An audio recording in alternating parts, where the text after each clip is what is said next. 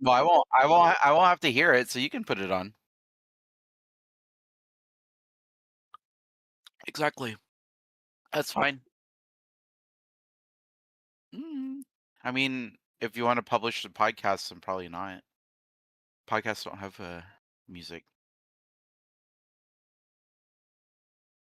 I know, but I'm saying if you want to publish your podcast, you shouldn't have background music. Yeah, yeah. No, you just have to listen to a podcast and you know there's no music.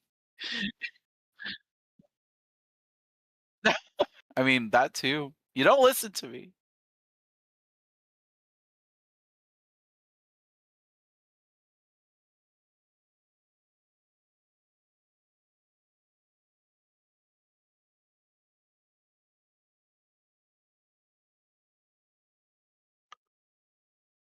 Just whatever you want.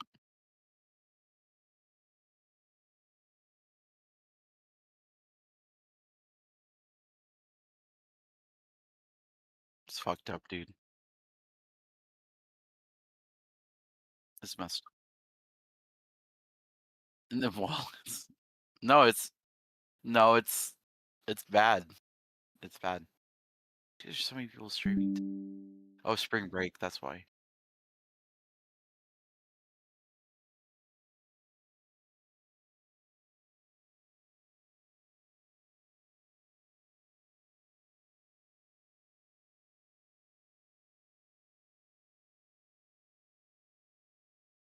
It's fine. Yeah, you just fake it. Yes, you're doing it right now. You faked it right up to this point, and now you're All right, now we're you're saying live. I'm small. Perfect. Oh, You should get that checked out by your doctor. It shouldn't be that small. well, dude, I just said we're Your live. nipples. Chill out. Oh, dude, my nipples are Yeah, fucking huge. I hate the way my nipples look. Just they're saying. like they're coasters. They're coasters. They're like straight up, like these. Can you hold it up It for just visual like that. representation like that? Oh wow. But Yeah. but only one of them is this big. The other one's like Only one. the other one's like a bottle cap. It's like Biggie Smalls. All right. One of mine looks like this. So it looks like Is it that. on fire also? No, it's just red. It's like It's normal. just red. Oh Oh man. my nipple doesn't look like a Pokemon coin. What are you talking about? My nipple looks like a Pokemon ball. A Pokeball. Mm-mm, mm-mm. Let me hide all this stuff. Okay. So I just wanted to start documenting some of the conversations that I have with people around this space. I think it's important. Um, just to kind of capture it for myself so I can always refer back to it. And because it's like a learning experience. Like I have a bunch of friends in this hobby who have taught me so much. One of them is Mr. Tin. I'm going to let him tell you all what he does for a living because I'm going to botch it. I'm going to ruin it. So, Tin, tell the people what you do, how long you've been at it, and just run with it, man. There's like 0 people watching, no pressure. Yeah. I was trying to make you break. I was trying to make you break. So mainly just talk about me and Pokemon. Sorry, I was too busy trolling. This fan is loud. Ah! This fan is so loud. It's like, "Rrrr." You're. I introduced myself and what I do in Pokemon Sure. and how long. And I mean, I know. you do? Oh, then do I it. think I know. I think I know how long you've been at this. You've been at this for like, I want to say 6 years? Way longer than that? Yeah.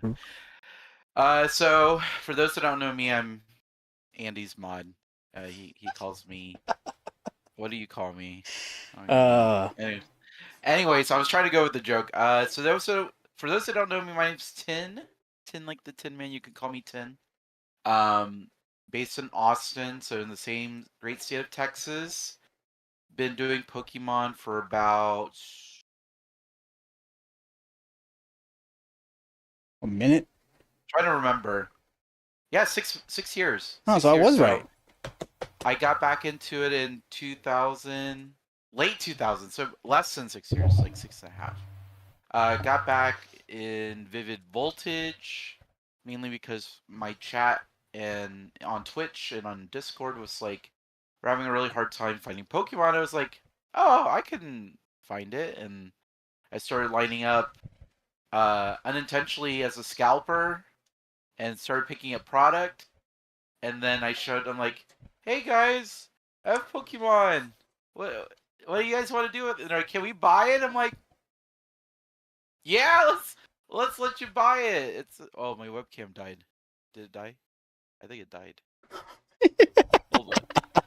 you, you look like you're just like it's a thumbnail. Oh, dude, I got a screenshot. Well, I'll screenshot it later. Screenshot the thumbnail. Oh no! Oh, damn it! It came back.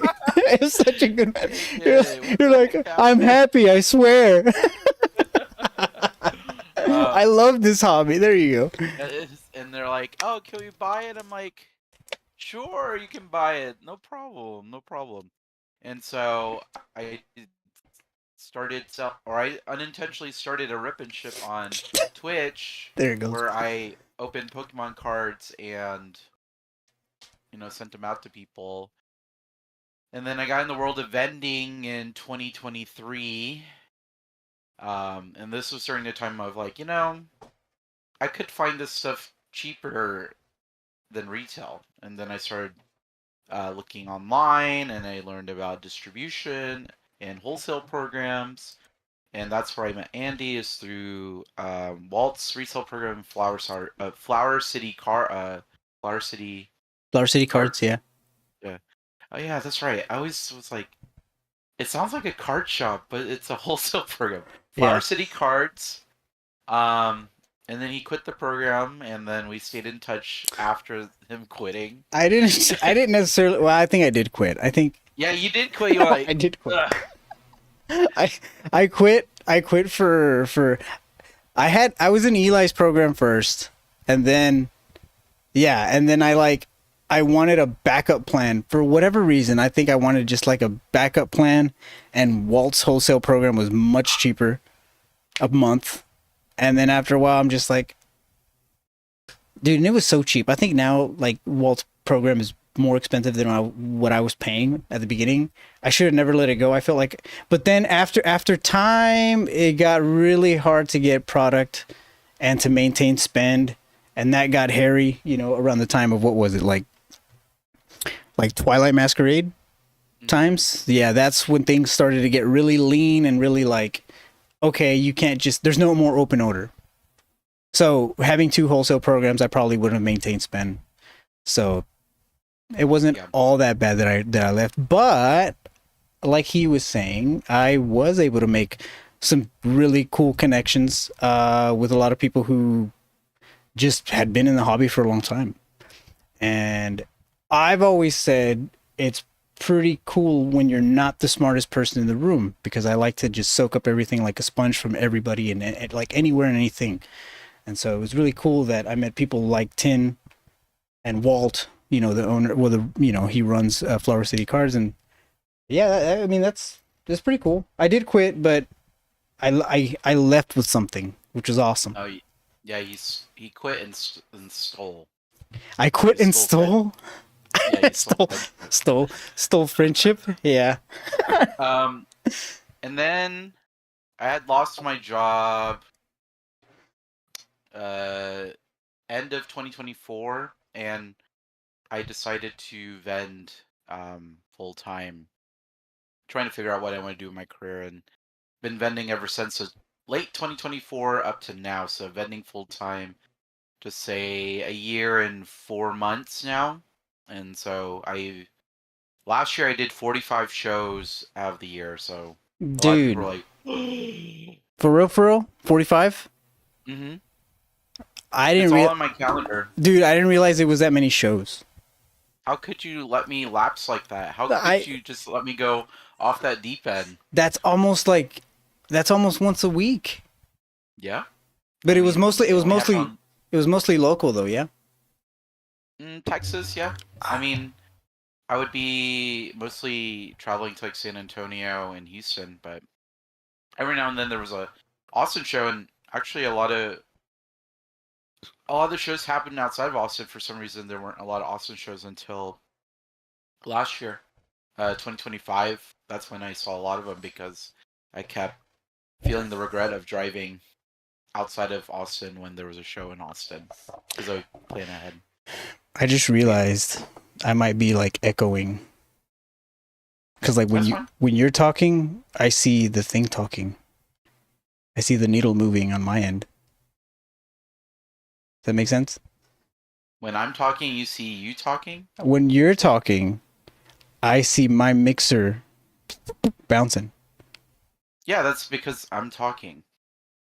No. 'Cause- But Yes. on my mic mixer, Oh, something's wrong. Carlos, what's up? Hey, Carlos, real quick. How's audio when Tin's talking? Well, you got to talk. sounds fine. No. Oh, I'm saying you have to say something. I'm saying you have to say something. say something. No? Screw it. We'll keep it. No? You sound like from another dimension, Tin. Sounds weird. Yeah. Like from another It's the mic. It's the webcam mic. It's this. Oh wait. Oh no, the webcam. The webcam reset my audio, I think. No, it sounds echoey. Yeah, that's weird. Hold on.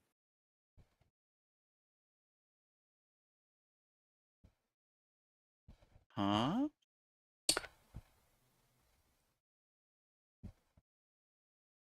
Why do I sound like I'm in a tin can? That's weird. Let me try a different mic. No, I think it's my settings. I think it's what's going on because I'm mirroring from like I'm in a Discord chat. Yeah. Yeah, I don't know. Maybe Okay. I think I hear myself fine. Yeah, it worked for him because I muted my mic as he said that as a test. For him because I muted my mic as he said that as a test. So I think the easy way around it is just push to talk for now. We'll figure it out. For now. I mean, you could push to talk. I don't have to. Yeah. You said Robo-10. Man, the sabotage here. You're trying to make me look bad. Not even like I'm just letting you know. Just letting you know. But Yeah, you're letting me know you're sabotaging, so you're upfront on the sabotage. Like, I'm messing you up.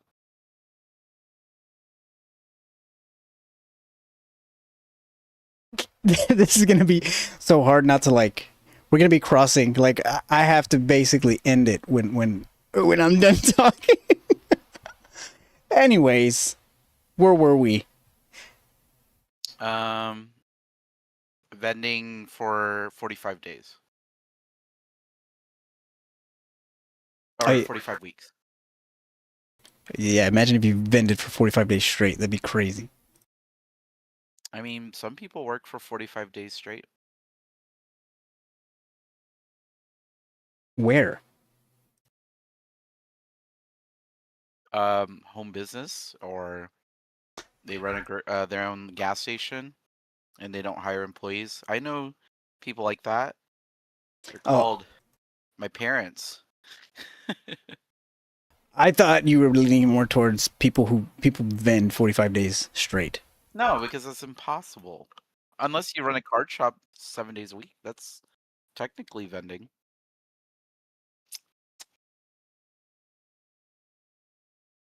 But Jenny's in here. Carlos is in here. Welcome in. Sorry for all the weird tech stuff. Tin doesn't know what he's doing. It's my fault.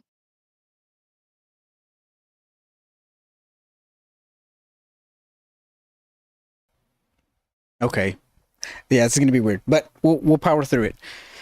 So you've been vending since 2024. 23. 23. I want to know.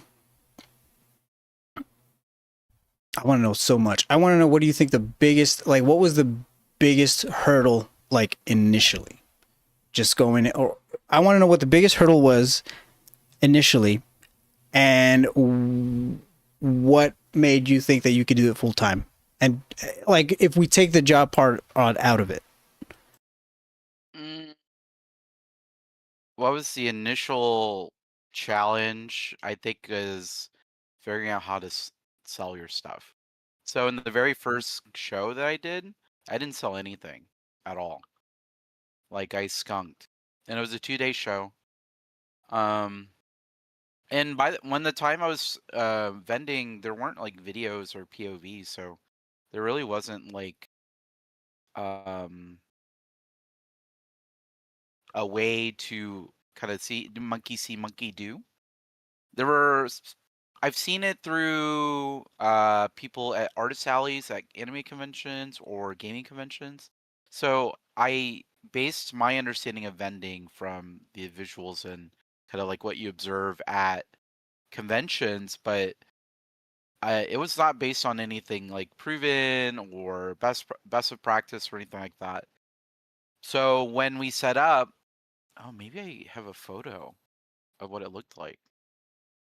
I'll pull it up in a second, but um, when I set up, the only thing that sold was the claw machine that we had. I think we did like $200 on the claw machine, and the table cost was $150. So it's like, all right, it covered my table costs, and I made a little bit of money on top. I can keep going because I did something right, and it wasn't selling products. It was claw machines at card shows work. um, and then it was a lot of trial and error and just kind of observing what works and observing a lot of what didn't work and just tinkering and switching things up as every time I could. I very much like a person that likes to tinker, someone that likes to kind of optimize. And so through all that, um, and I mentioned this to you recently. I think it was like 2 months ago. I was like, I think I finally have my ideal setup, and that's a freaking year and a half later. Oh no, 2 years later, because I started in 23, February of 23. Um, and then the thing that made me thought I could do it full time. I always wanted to see what it would have been full time. So during that time where I did full time work at my corporate job and vending, I think I only vended like once a month.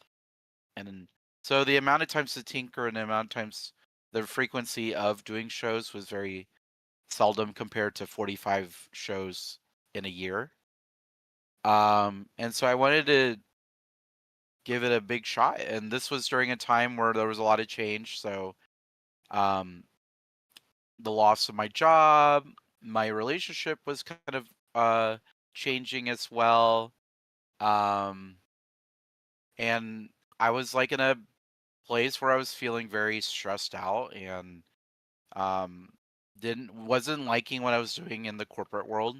And so I have like 10 plus years of that experience, and as much as that was um a shoe in to just get another job, I didn't want to enter into that type of environment again where um I felt like I was struggling to keep up even though I was like good at my job. I felt like imposter syndrome. I felt a lot of like negativity. I think my mood was also pretty bad too, just like easy to frustrate, temper. Maybe that's still the same now, um but I just felt like I was very on edge and always just like treading water versus like feeling ahead. Even though like a lot of my friends would say like, "Oh, you're very much like very successful.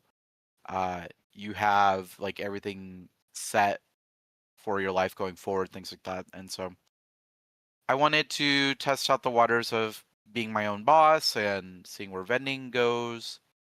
And it's still a journey that I'm not sure if it's possible or not. So like last year, I did my rough revenue count, I did $121,000 in revenue, but only 32,000 of it is profit. So $32,000 after walking away from a 10-year kind of sales career in tech is a huge difference. And I'm not covering all my bills or anything like that, but to see the gross revenue number and what's possible on a kind of just like brute force way, like throwing myself into it, shows that there is potential. And this year is about optimizing and efficiency and growing in places in the business I need to grow in to see if I can move the needle. Like my goal is 200,000 a year in revenue. But in order for me to justify doing it another year, I like to hit 160,000. So I have the main goal, but I have the minimal, we can keep going goal type of thing. So did you Yeah, say did you say it was 32,000 in profit? profit. So I just did some quick math. So that's like 26% return.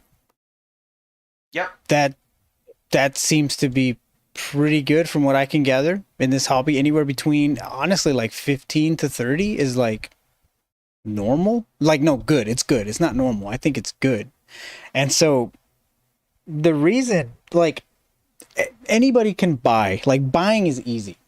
For me buying is just it's just so easy to buy, but knowing when to sell and how to compound your growth, I think that's something that I struggle with so bad.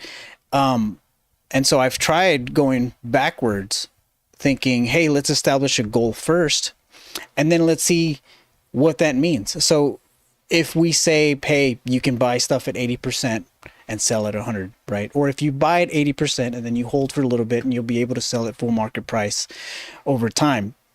That's a 20% margin, but it's like what 20% of what? Of how much in sales? Like how much, like what number for you is comfortable? And so just recently I've come to terms with thinking like I think we should just set the expectation that let's try to double our salary. Like doubling your salary or at least making what you make now so that you can see if you can do this full time. That's not my goal, but I want to see it. If you can do this full time and then work the math backwards and say, okay, if I'm making 20%, then I need to make this much in sales. What does that mean? Like how much work is that do I have to put forth to make that in sales? So it's not what's good, fam.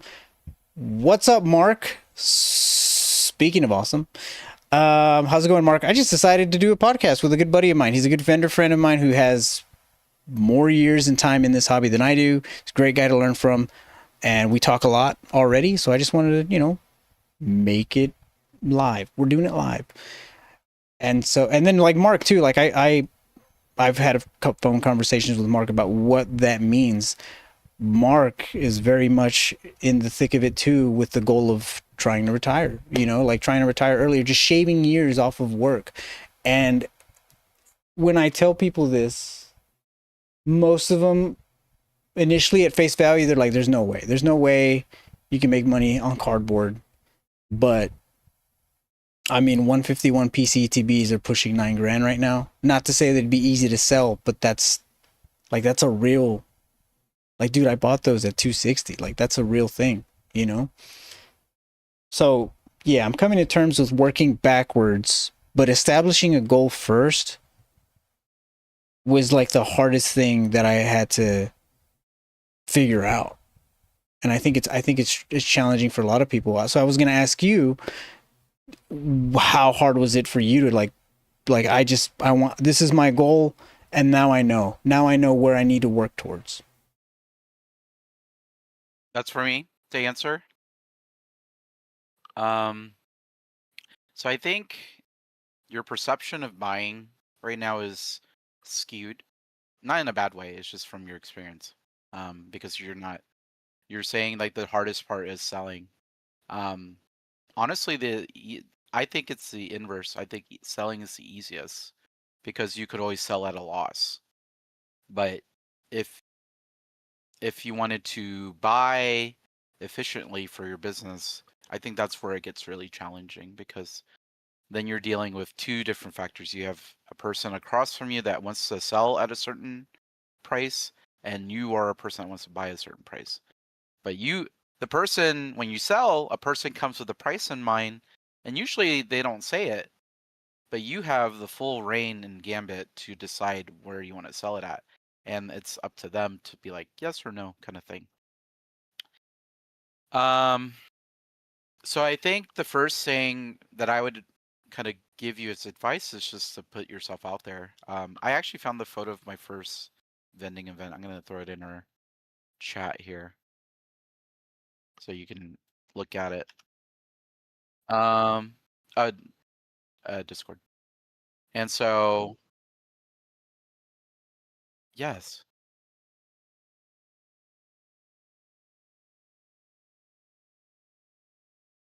That's, yeah. That's why I'm saying push to talk, because you can still hear me even though I mute my mic because we're in a Discord call. So I'm over here like. Oh, it's fine. It's fine.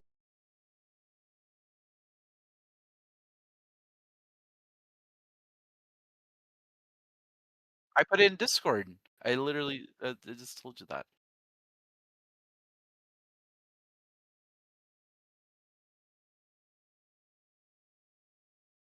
Oh, use your phone.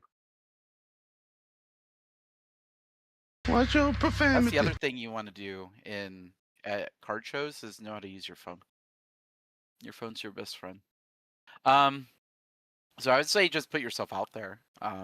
You can see my setup. It looks like a freaking prison for Pokemon products. Again, like I mimicked the look of a vendor at a art show or a DIY show. And so they had these cubes and they usually put their stuff on there.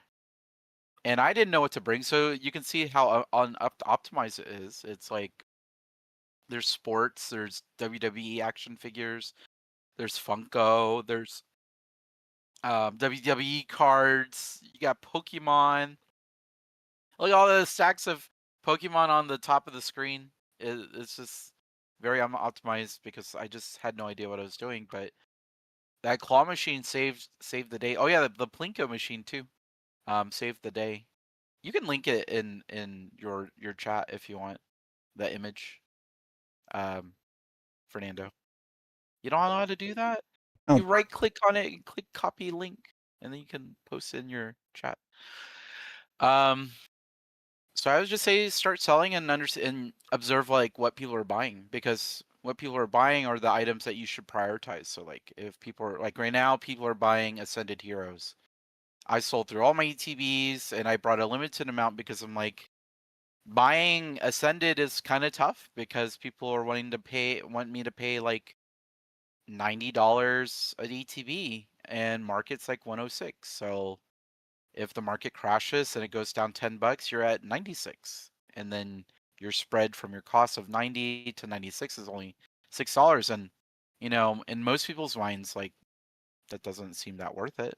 So the buying thing is pretty challenging. It's like shopping around to see who can give you the lowest price.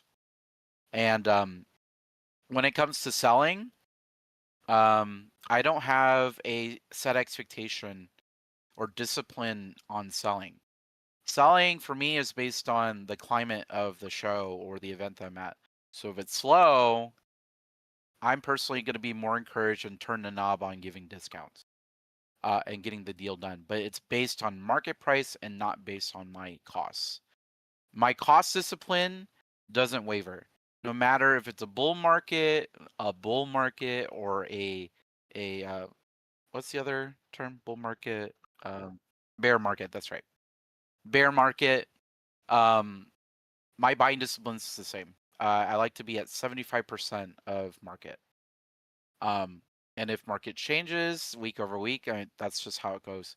But if the person across from me that's trying to sell to me, it's like, oh, let's say, the item I'm buying is $100 for simple math, and I'm like, I'll give you 75. Like, hey, can you do 80? The answer is always no. because I'm gonna stay very disciplined to my cost basis, and like I can't buy any more than 75%. No exceptions, no matter how big the volume. Now, I say that every now and then I have a buddy or a friend that might have a circumstance, and if I'm buying not solely for business but also to support a friend, that changes anything. But if it's totally business, then I say to that person, it's nothing personal. It's just a rule that I can't break for myself in order to run my business. And so buying at 75% of market is like my top. Of course, if someone comes to me and they're like, hey, I'll sell to you at 70%, I'm not going to shoot myself in the foot and say, oh, actually, I buy at 75. But so when it comes to interacting with someone selling to me, I stick to my rule. But when it comes to selling to customers, I base it on market price. I don't think about what I'm in for it. And I just sell at the price that makes sense for me at the time. So, like, if I have done $2,000 in the first day, I'm not having to discount because the demand is there. But if I'm at $500 for the day and it's already Sunday, then yes, we're cranking up the discounts. Like, hey, if you like, how much can you do the Ascended ETB? And it'd be normally $100. It's like, hey, I have it stickered at $100. You buy it now I can sell it to you for 95. But if you bundle it, if you buy all three that I have, I'll be at 88. Not knowing my cost basis. I just know based on percentages. So like give the initial 5% discount to motivate a sale. If I'm trying to bundle, then I can increase it to 10%, or in this case, I increased it to 12%.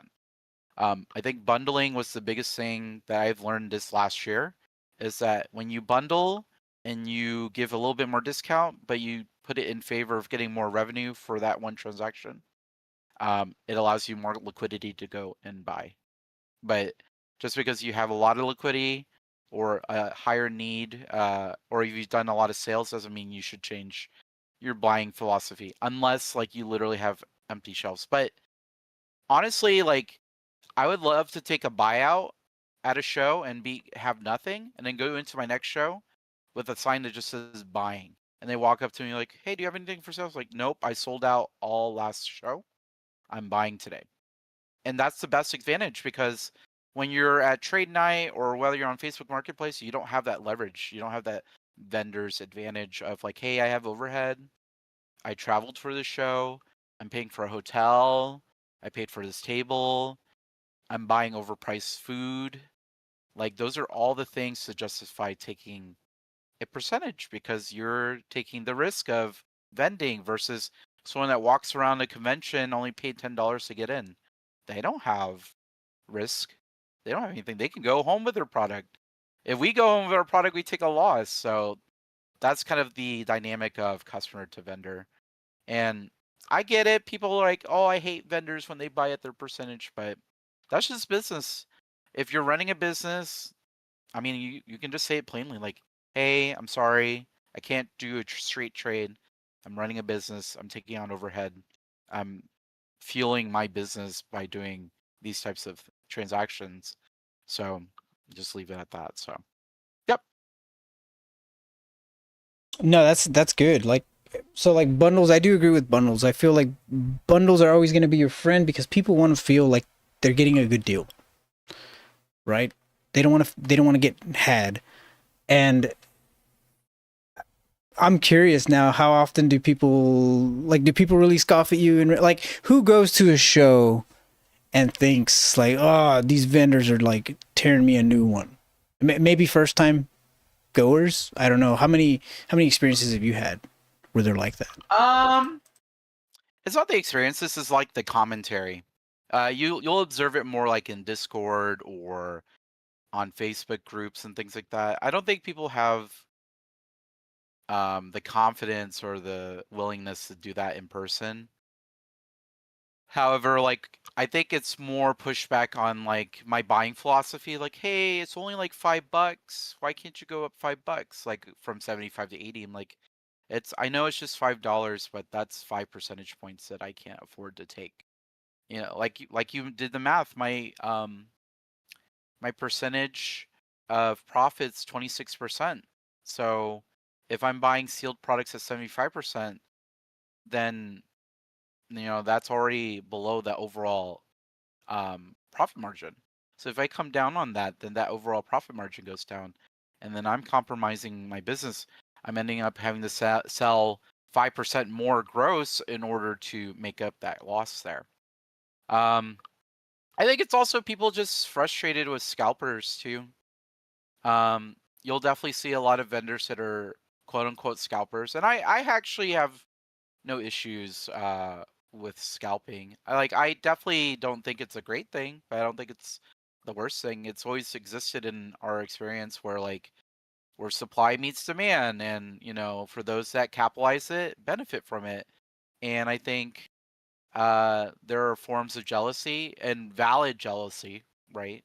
Oh, I wish I could buy my products at what it's supposed to sell at, or I wish I were able to buy more of these products at its normal price. So I think the frustration is real and very valid. But I mean, we've done this through concert tickets, and you go to a last minute concert and you fleece a scalper because they have a ticket with a show starting in 5 minutes, right? It goes both ways. And scalpers, they have bills to pay, and sometimes they fire sell too.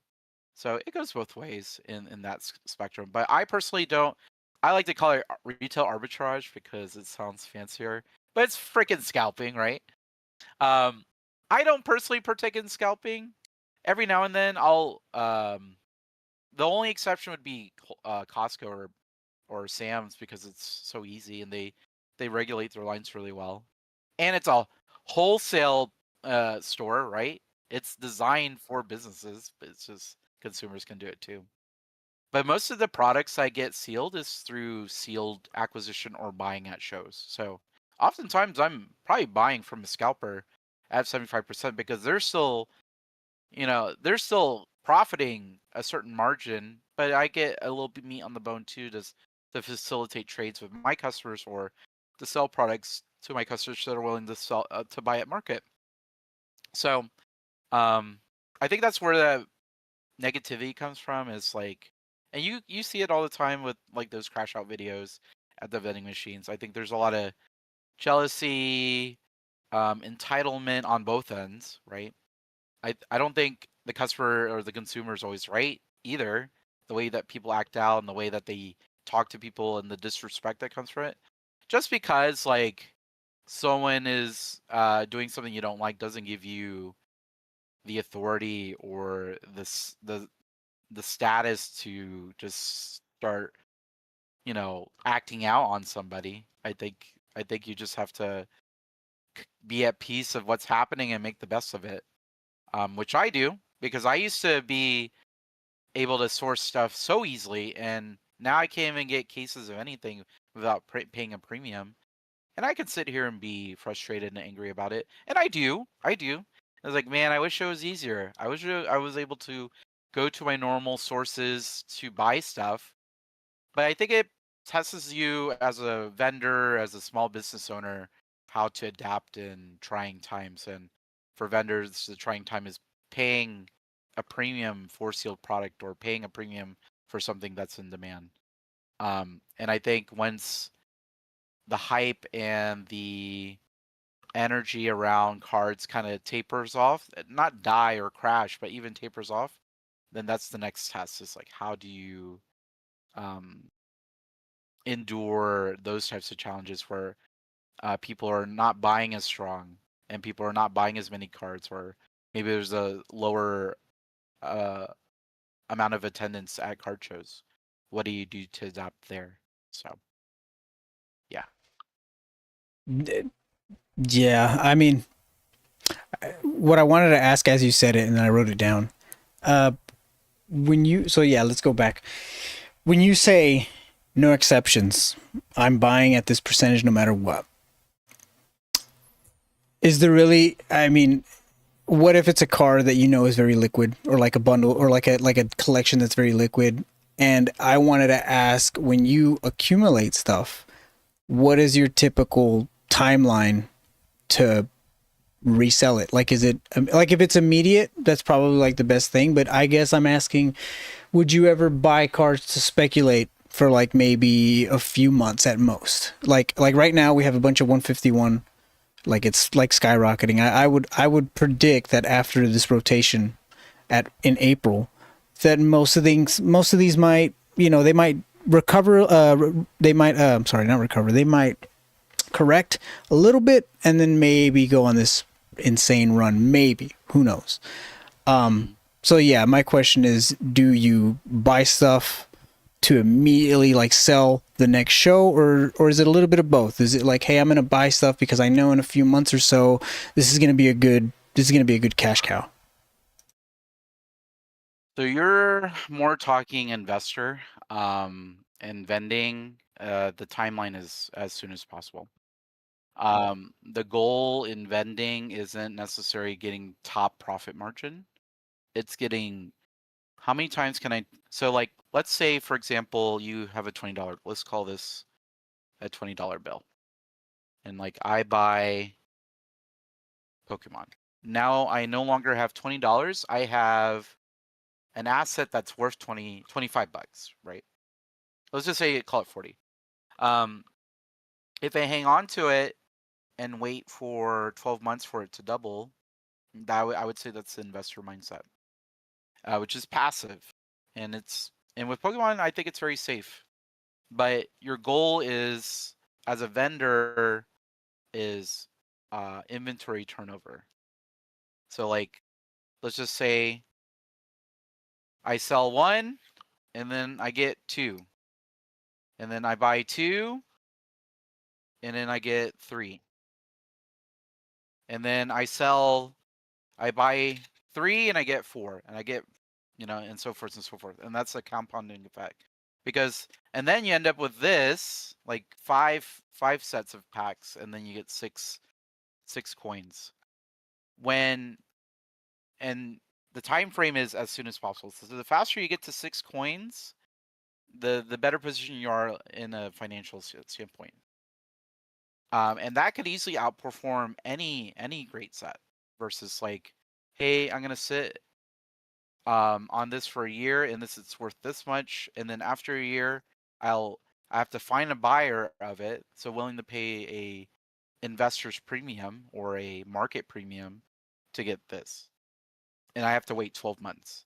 You know for a fact, in order to get that second coin, you have to wait 12 months or 24 months or whatever, however the set, even 6 months, versus like me at a show, cards that I'm buying or products I'm buying, I'm immediately listing and putting it in the binder or putting it on the shelf. And if I sell it same day, oh my gosh, perfect. Not only did I get my money back on the product I sold, but I got a 25% premium on top of it. Or 20. If I have it same day, that's when I'm willing to sell it like, hey, let me give you a 10% discount right now. Because, hey, that's turnover within an hour or within 2 hours. And then that frees up money for me to go buy other stuff immediately. Versus like, you've locked up that coin for a year. And doing the compounding selling of same day flip, week over week flip. Say we flip this initial coin and we're able to double our money every 3 months. So let's call this double our money every 3 months. So 3 months, 6 months, 12 months, right? Well, actually doubling would be like, this is 6 months, and then it's 8 at 9 months, and then 16 at 12 months. Versus like waiting on the one coin. But you have to remind yourself, in order to get to that 16 coin part where you've doubled up your money 4 times, it all started by one coin. So instead of locking up this one coin, you can have several coins in play, and if you have that turnover, you're multiplying your money. So that's why I always have the saying, active money will always outbeat passive money. Not to say that investing is wrong. I actually have a set of products that are designated for long-term hold, because I want to have high ticket items for sale at my tables eventually. But it's like baking a cake. you have to let it sit in the oven for a fixed amount of time. Just like high ticket items, you have to let them sit in the oven a certain amount of time. And I do have a timeline on those types of things because as your products get higher and higher in market costs, your your relevant audience becomes smaller and smaller. So unless you know like some people with some deep wallets, I definitely highly encourage possibly selling, sooner than later. Because at the end of the day, until you sell that item, it's worth nothing because it's arbitrary. Um, the market's the market's based on things that are logical and also things that are not logical. So that's my take on that. No, that's good because that, like, as you're saying that, I think I realize that I've underestimated the power of transactions. Like, I guess it just depends. I guess it depends on what if the market's. I would like to think there's always a deal to be had. Somebody is always looking to cash out. It might be fewer, as opposed to like when like other time frames, but it's like, what the hell? Do you know that person? I don't. That's so funny. They don't bother me. Takes one to know one. Got him. Gosh. No, it's become Asian, bro. Get out of here. Damn. That fucking got me.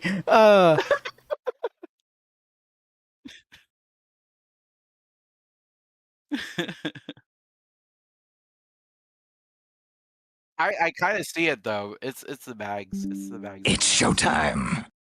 I'm really tired. Hey, Bob! Boom. All right, before we get into this echo chamber again. So yeah, I would like to I would like to think that there's always going to be a deal.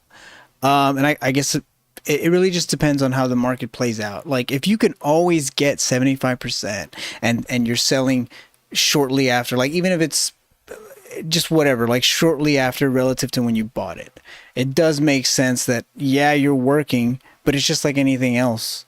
You putting the effort is probably going to yield more than just waiting, which I guess I really never put that into perspective. Like with the way you explained it, it was just like, I mean, yeah, it's simple. I guess I never really.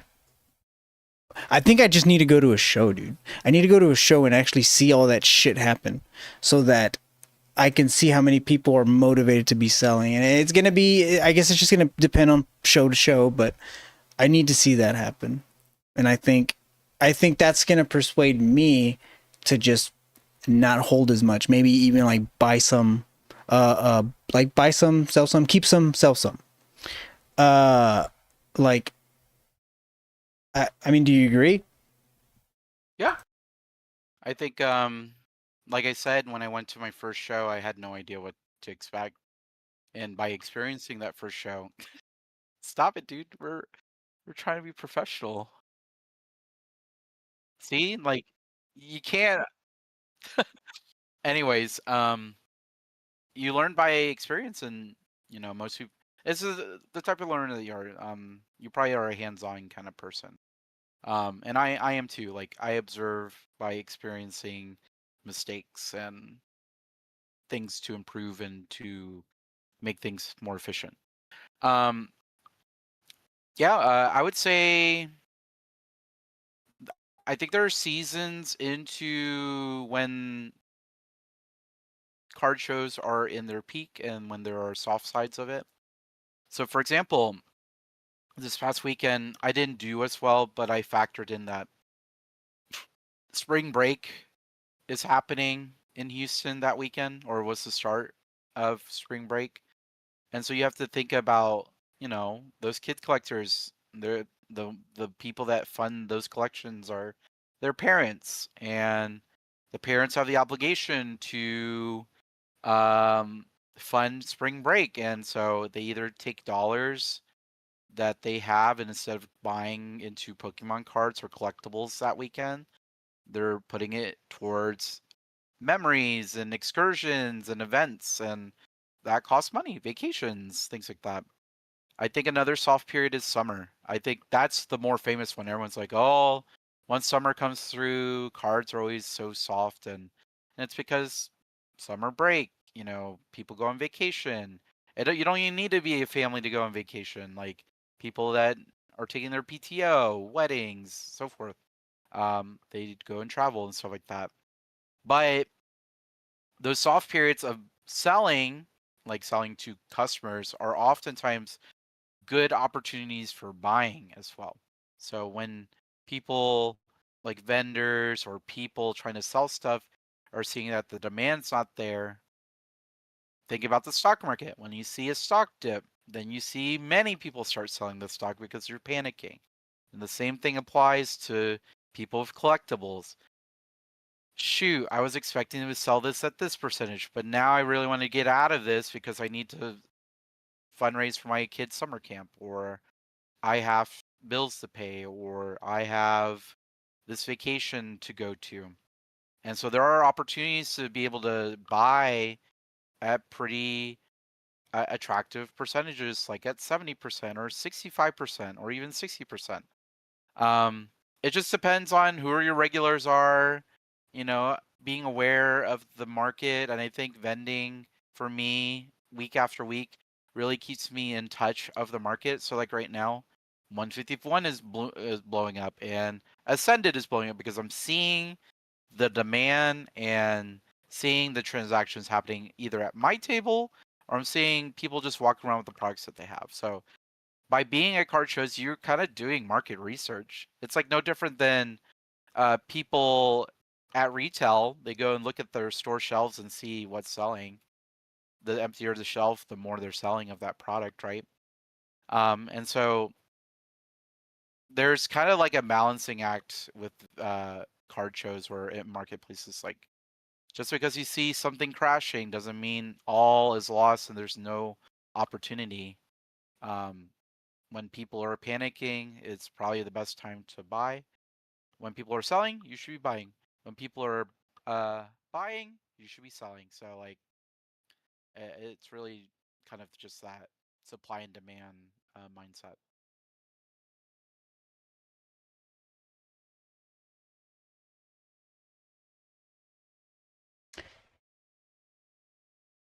They can't.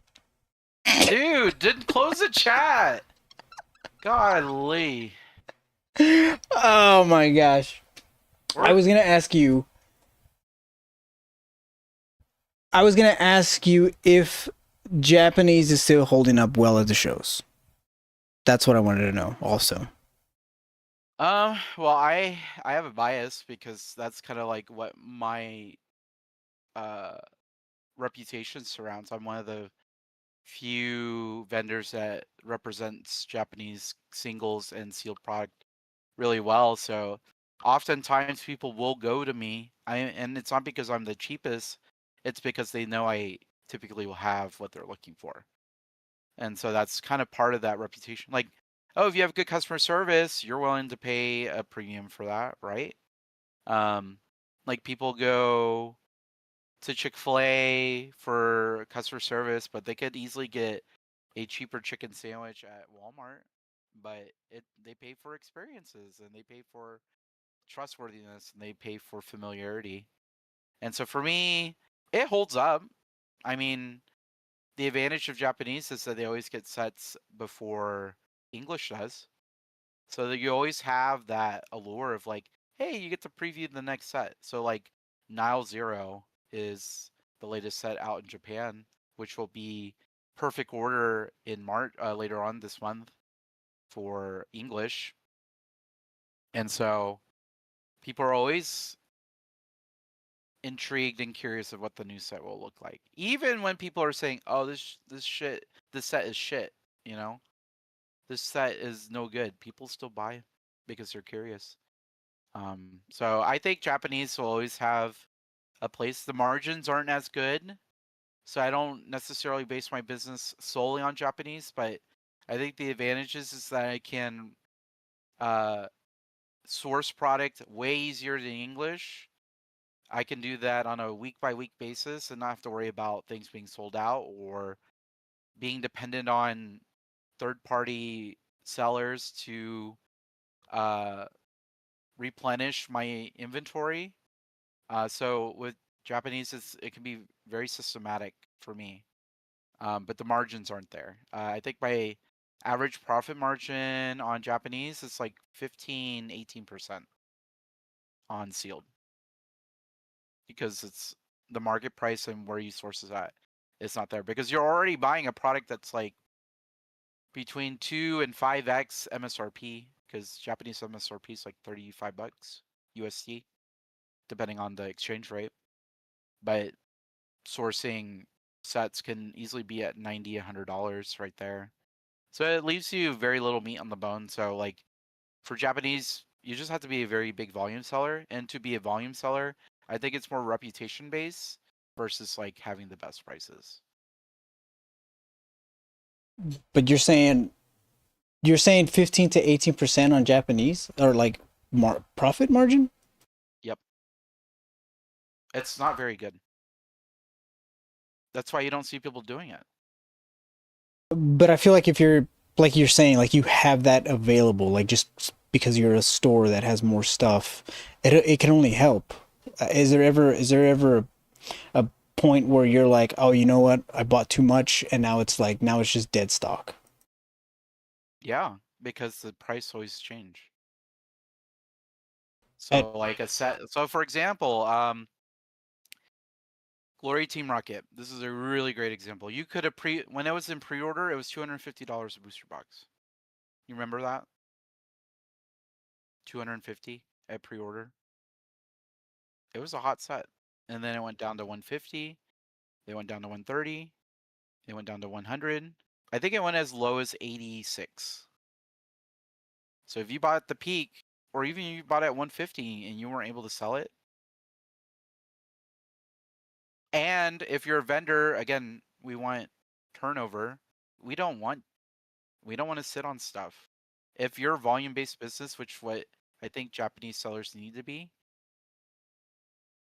you sit on a product for a month at 15% profit margin versus trying to turn it over for 15% week over week.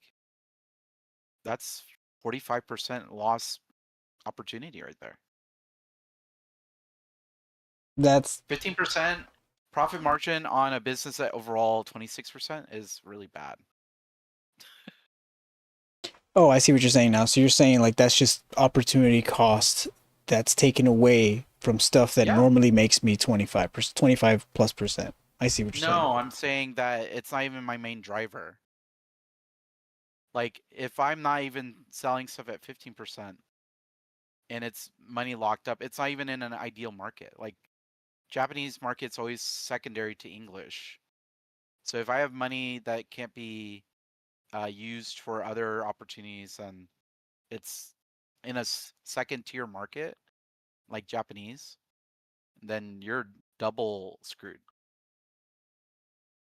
So, and honestly, like people are asking for discounts too.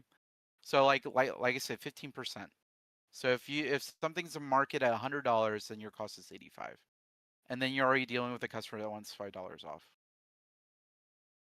You know, what would you do in that circumstance? Would you like, hey, I can't sell at 95? I'll be like, Or no exceptions. Go, it's in the claw machine. Go try your luck. Nah. Do you yeah, put it in the claw machine? yeah, I put loose packs. I sell loose packs too. Selling loose packs has a better margin, obviously.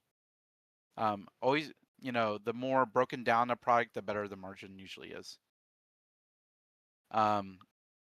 But Japanese product for me is more of a branding thing versus a driver because if I put the majority of my sales in Japanese, then I would not make that 26% profit margin. It'd be more closer to 18. And there's only so many people in the room. So volume selling only works online. That's why you see folks like Pokémon and Sakura do well because they can sell to the masses. But at card shows, it's really more of like availability and meeting customer demand. and not necessarily making top dollar. But the other thing is I also support the singles market as well. So I buy Japanese singles. Most people are like, "Oh, I'm good on Japanese." So like think about the customer experience. "Oh, you'll sell me Japanese sealed, but you won't buy my singles. Then what do I do with this?" They're stuck with it. They are the customer has dead stock now. And then they have a bad experience. They're like, "I'm never buying Japanese again because I have no one to sell it to." So for me, I believe that supporting the whole ecosystem allows you to be a viable Japanese seller. What's a viable buyback percentage for Japanese cards, and what do you target specifically? I mean, I still buy them at the same rate as English cards, so 70% for singles. I could probably afford to go lower, but then when you create more tiers, like, oh, like let's say they do like, can you buy my collection? It's mixed Japanese and English. Like, hey, I usually buy the English at 70%. Oh, since these are Japanese, it's 65%. Oh, because these are this language, it's this percentage. When you add different like hurdles, it doesn't feel good as a consumer. Less is more. And it's like, I'll buy everything at 70%. And then you just comp it as is. I feel like that approach is not only simpler for the customer in terms of like, I know what I'm expecting because I could just do the quick math in their head versus like having to eyeball, well, this was 60 and this was 70 and this is 62 and he only buy half of this or that. Then they're like, I don't know what to expect. And then when you put people in uncertainty, they're not confident in what they're about to do.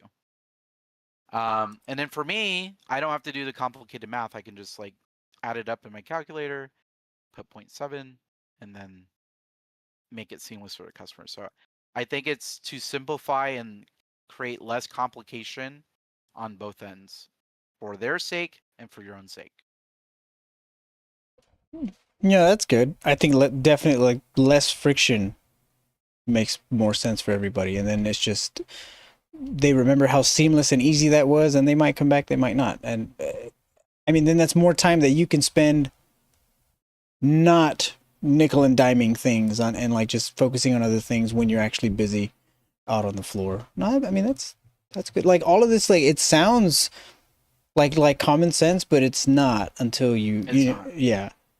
It sounds like it's very simple, like how you're handling it, and that's what kind of like I'm like, oh really? I mean, yeah, that makes sense. Wow, I would have never thought. It's kind of like a kid that touches the stove for the first time.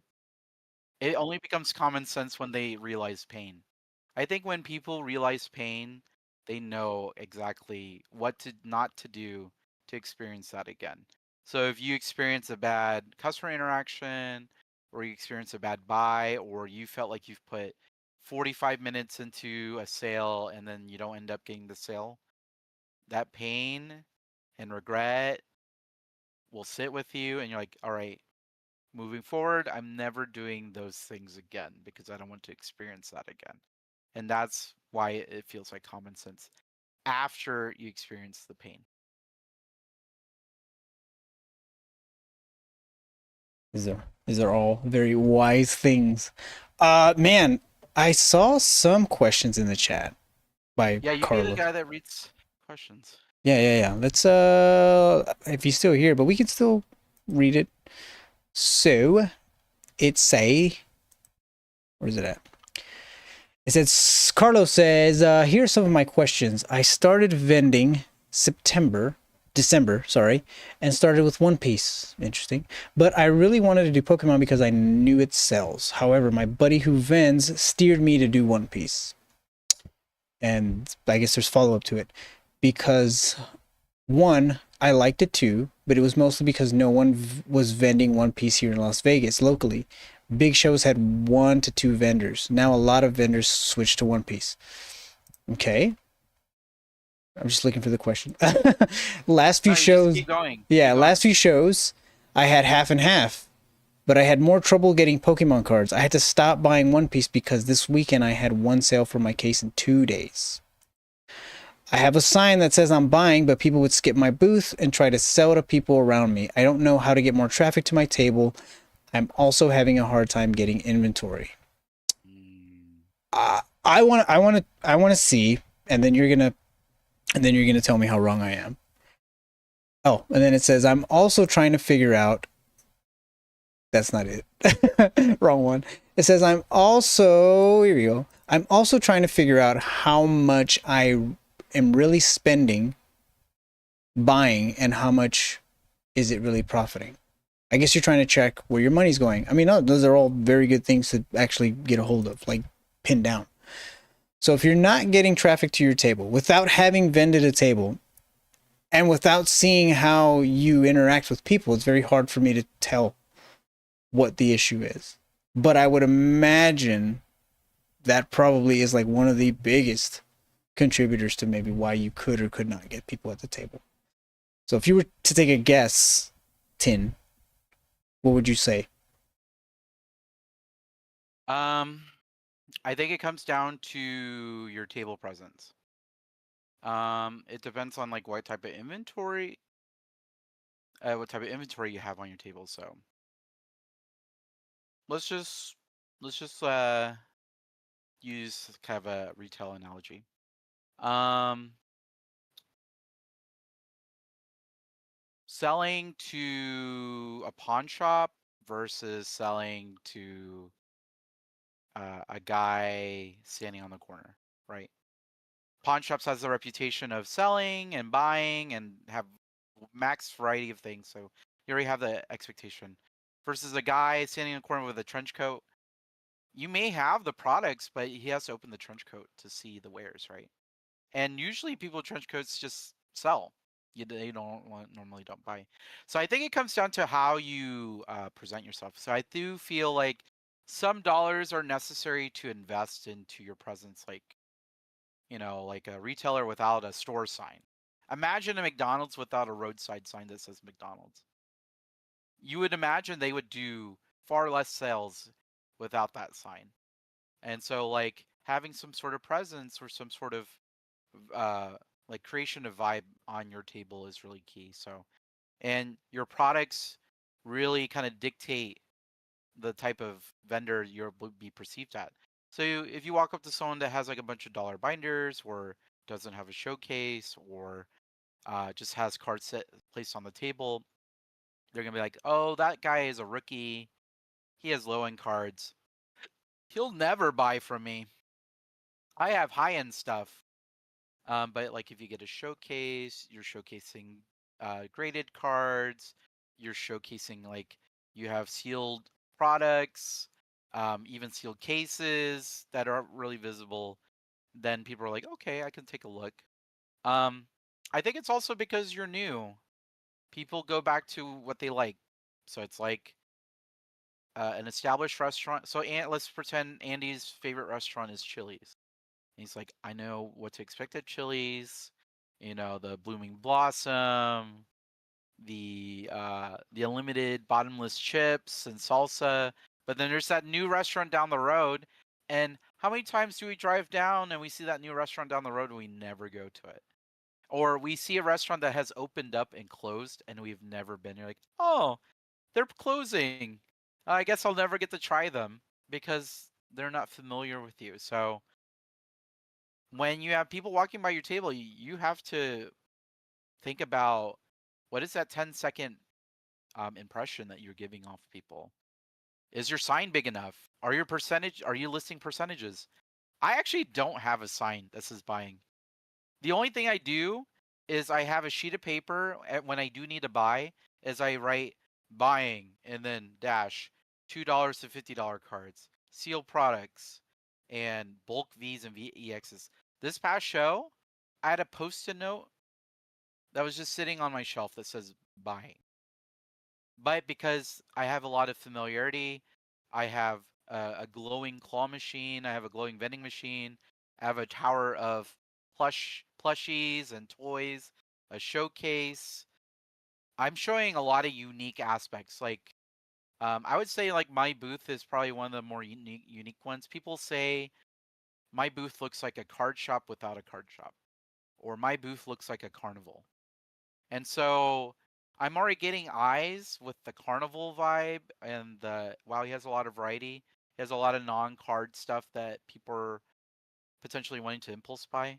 And then they see the post-it note and they're like, oh, you're buying. I'm like, yeah.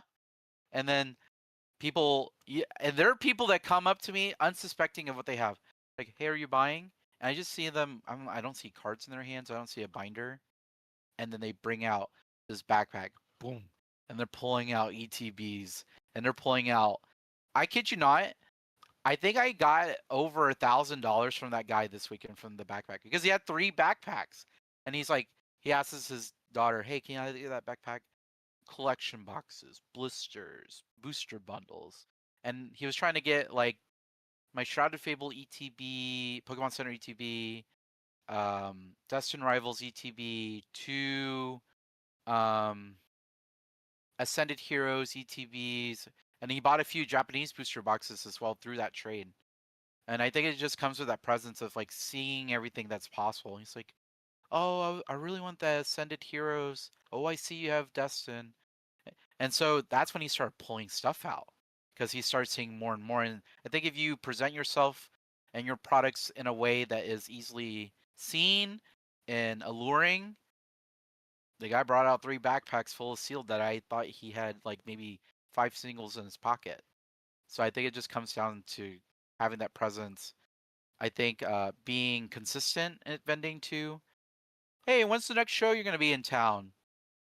Oh, I'm going to be at Conroe in 2 weeks. And they know I'm from Austin. So people are like, oh, this guy's coming from Austin and he comes to H-Town more than once. I'm going to go see him again because he's putting in the effort. There's like that natural obligation, like, oh, I want to meet his level of commitment too. I'll see you next time. And that guy came back with another backpack. He's like, I'm just trying to see what you have. He's like, I really don't want to sell this to anyone else but you. I've never met the guy too. Like this guy was brand new to me. I was like, he just wants to sell to me. This is awesome. And so he started, and then he started picking out some singles too. So I think it just comes down to, like getting a hook. What's your hook to bring people in? Maybe it's giveaway items on the table. Maybe it's like, hey, if you buy $50 or if you do a transaction with me, you get a free prize. You don't have to say what the prize is, but you say something, you get something for free, or you get a better buying rate from me at this thing. You just need to have some sort of manager special, I feel. My manager special is I have unique stuff that no one else has. So I think it comes down to good impression, being consistent and dependable. Like people have gone to card shows and were disappointed that I wasn't there, and I was like, I'm sorry, I was at another city. That's why I published my show schedule because people actually are asking me where I'm going to be this coming week, kind of thing. And I think it comes down back to good customer service. After the transaction, did they walk away feeling awesome? Did they feel like they felt like they got fleeced? Did they felt like they got the short end of the stick? So I try to figure out what to do. And oh, here's an exception to my rule at 75%. Like, hey, can you do like 2% more? I was like, no, I can't do that. But I'm gonna give you 4 packs on top of your deal. Because the 4 packs may be like $20 in their head, but my cost basis was like 12. So instead of giving away $20, I gave away 12. But it's just product acquisition in order to seal the deal to get liquidity, so I can repurpose this elsewhere. That's why I encourage people, or I don't really encourage people. I encourage myself not to worry about my cost basis and really just trying to sell as much as I can. And then to their question about knowing their profit, the right way to do it is to write down everything on a notebook. But I only know one person, and they have autism. I don't. And I don't have that mindset. I don't have that discipline. So what I usually do is I log everything into QuickBooks. I send all my receipts to QuickBooks, and then I log all my revenue into QuickBooks, and that tells me my profit margin. So using tools like that will give you that sense of knowing. And then how I track my revenue for the day. So I have my crossbody shoulder bag, and I only put today's revenue in that bag. So I do have a cash box, but I only touch it if I need to make change or if I'm buying. And at the end of the day, I go through my crossbody, count the dollars that I have, look at my apps, Venmo, Cash App, PayPal, Zelle, take all those totals, add it up. That's my revenue for the day. I don't worry about profit margin. I think about revenue because my goal is I want to sell at least 3 to 4,000 a show. It doesn't matter how I get to that point. I'm never gonna put myself in a position where I'm dropping my pants or fire selling.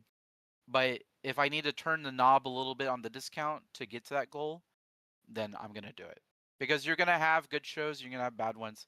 But if I fall short of those revenue goals, then I feel like that's harder to keep up with versus like margin.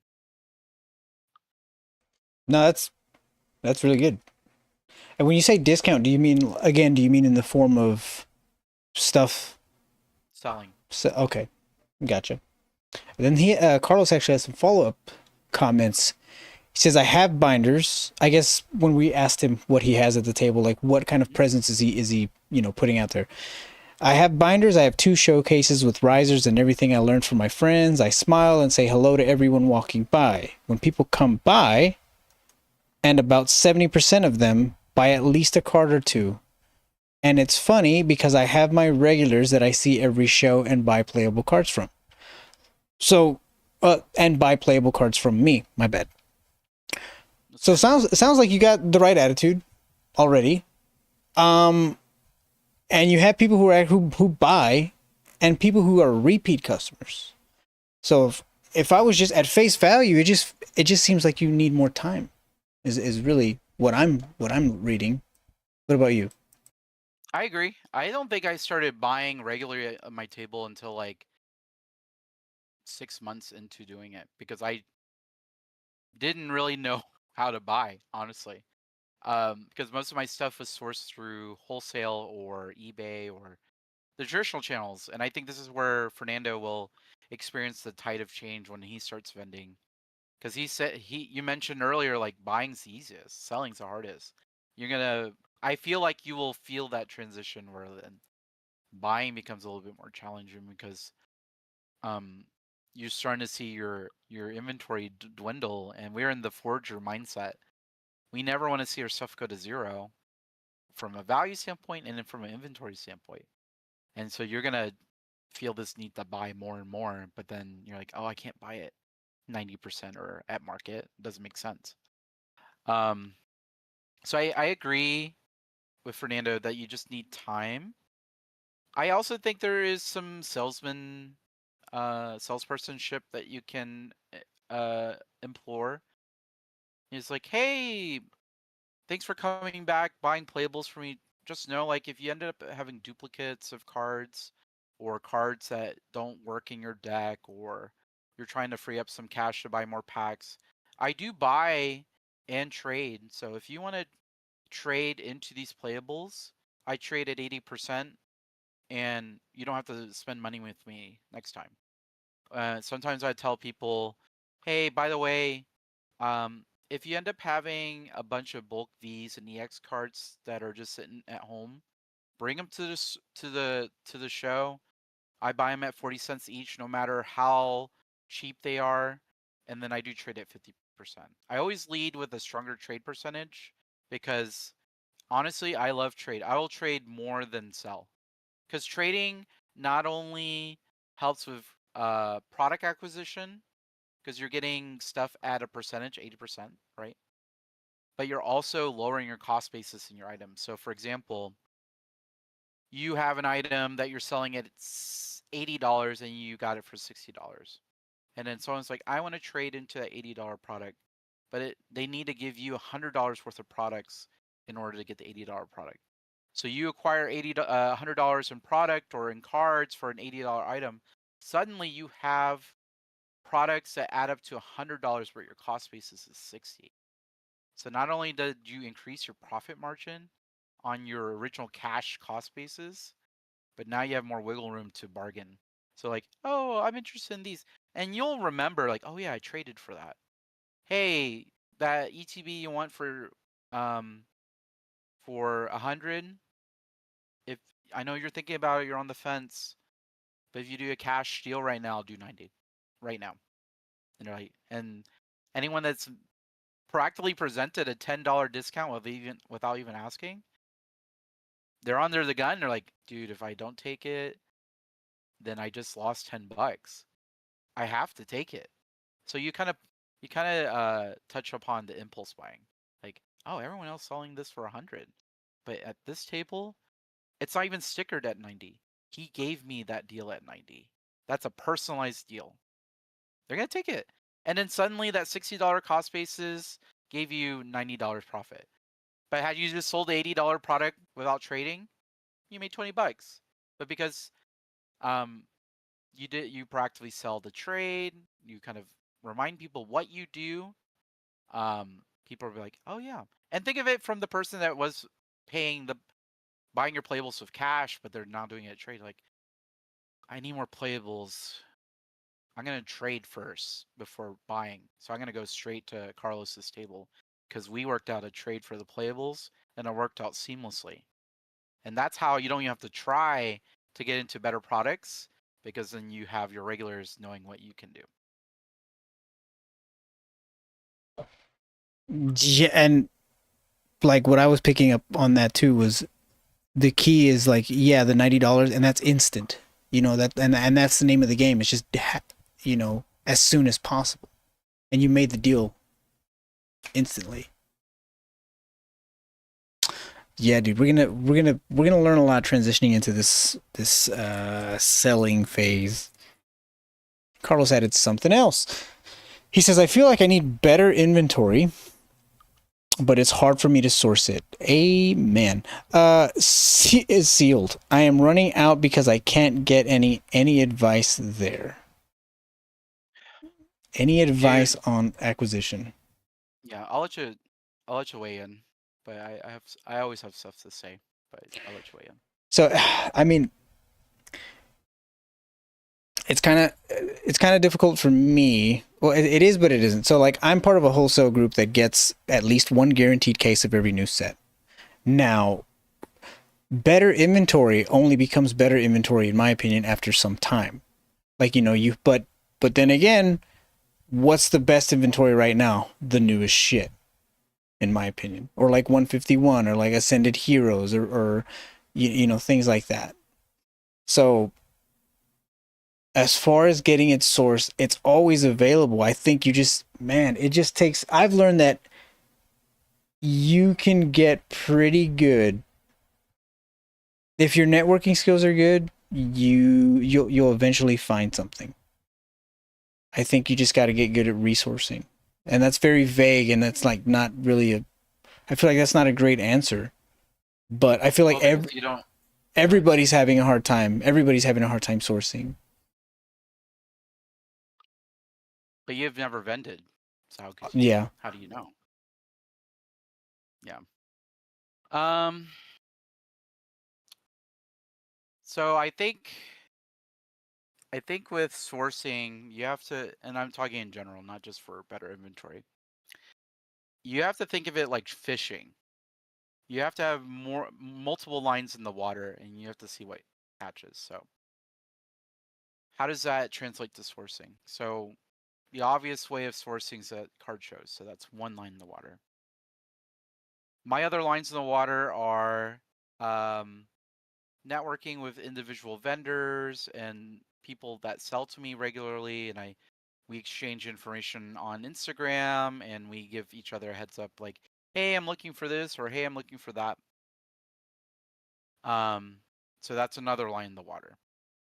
Then there's online, like Discord, Facebook groups, things like that. So those are other lines in the water. And I think it's just constantly observing, looking for deals, and honestly being quick on it. So I think it comes down to like, what is like the thing that you can afford to spend the most on. And when I say that, it's either money. If you have the money to afford inventory, then maybe you can buy it at a higher percentage. So instead of like 70%, maybe it's 75% or 80%.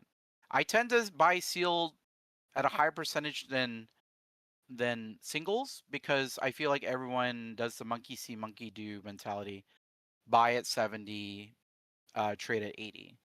So I buy sealed at 75 because I know it will at least outbeat half of the competition, the monkey see, monkey do competition. That has created a minor unique aspect to my business. And like, oh, he buys at 75%. But if you have lots of liquidity and you're seeing your inventory go down, buy at 80%. And so, for example, I run a mystery pack vending machine that spits out mystery packs. And I'm very low on Phantasmal Flames. And people love Phantasmal despite the internet saying it's not a great set. It's a Charizard set. It's a small set, but people like ripping Phantasmal. And I have a hard time keeping up with that. So what I do is like, hey, if you have Phantasmal, I buy it at 80%. So it depends on like what is the better inventory that you're looking for, and putting a premium that encourages people. Um, it's like a retailer that's putting a semi-annual sale, like everything's half off, and all the women in our life and some of the men in our life will observe Bed Bath or not Bed Bath, Bed and Bath Bath and Body Works, the semi-annual sale, where the hand soaps are always $3 when they're usually $6. And people will always plan their year on the summer sale and the winter sale. And they'll buy hundreds and hundreds of dollars worth of hand soaps because of the sale. So I think if you put yourself out there and say, I'm buying at a premium for these certain things, then people will come to you. So that's one way that I do it. If money is not plentiful and time is plentiful, then honestly, retail arbitrage is the next best way. Does it get a bad reputation? Absolutely. Will you get eyeballs? Absolutely. But if it's time that's only spent and maybe a little bit of judgment being met to get products at a really good margin at resale, then I would encourage that too. And that's how I got a bunch of Charizard UPCs. I have a couple of friends that do the retail arbitrage on the daily, and they gave me the insight on Costco. And I'm like, all right. So I mapped my morning for Costco because of the executive membership, so I can go into an hour.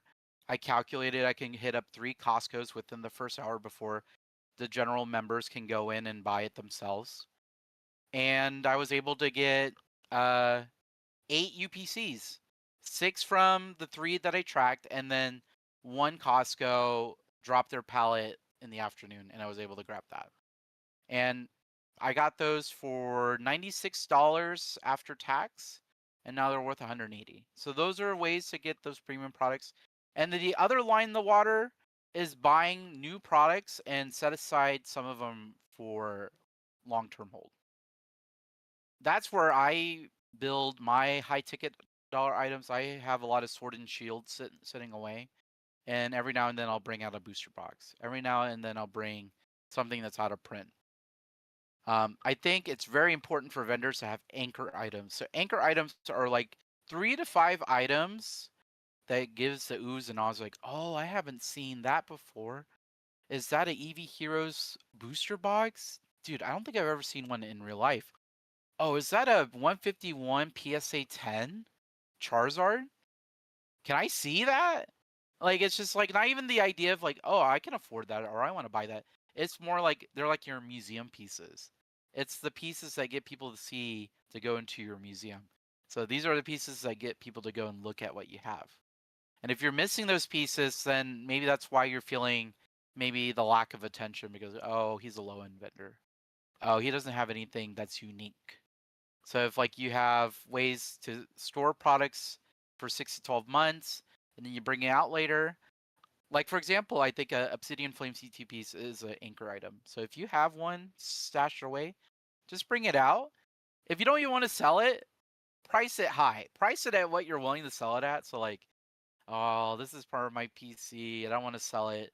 Market's at 180. I'll list it at 250. If someone sells it for 250, at least I can go and buy it back at 200 and I still keep $50 profit. So that's one way to preserve your PC. But you have to have like the anchor items to bring people in. And it has to be interesting. Like no one wants to look at a cardboard box that's a case. I think it needs to be something that's visually exciting. Yeah, I just remembered that I have like V-Star Universe getting to the point to where like maybe that's one of the That's showpieces that we can put on the floor on the not on the floor. Oh, we're dropping frames. Something's happening. Oh well. Uh I have V-Star Universe. I have a box of 151 Japanese. We were talking earlier about when DR was 250. It's like, dude, yeah, I bought 151 Japanese when it was like 140. When it ran up to like 140, I was like, I'm gonna buy it. And then it went back down to like 60. Yeah. But I think in those, so here's the thing, like in when it swings down, people are like, "Oh, I want to sell this and I'll take the small L." For me, I bought more. I was like, instead of my cost basis at 140, how do I lower my cost basis to 100 or even 80 and then ride that wave back up? Because Pokemon bounces back. That's the best thing about Pokemon. It's very predictable.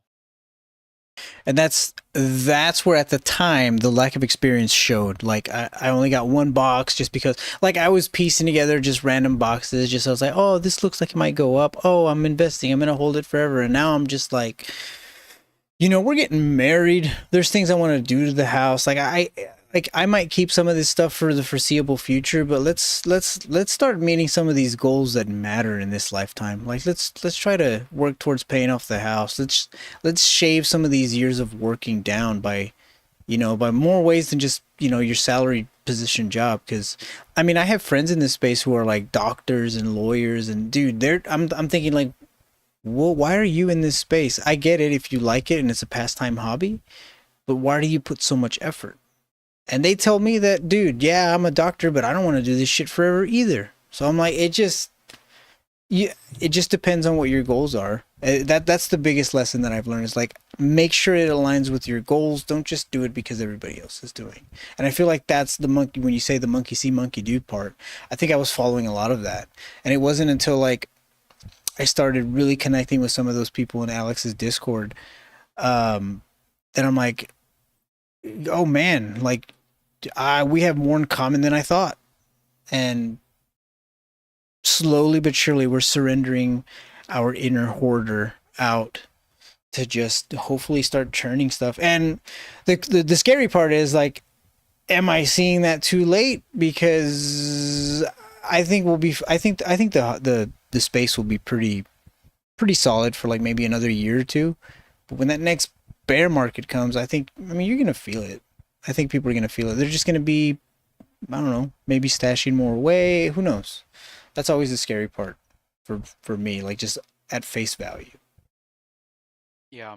I think you'll I think if you really want this to work, you have to be able to survive those periods too.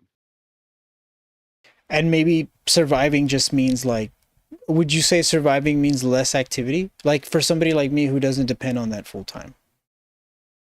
Uh, yeah, because I guess I would still probably consider you an investor versus a seller or a vendor. For me, I can't slow down. It's if anything, you have to turn it up because it requires more effort to make the same dollars because the margins are less or the ticket is less. Like you can like let's say a card that was $200 because of $100.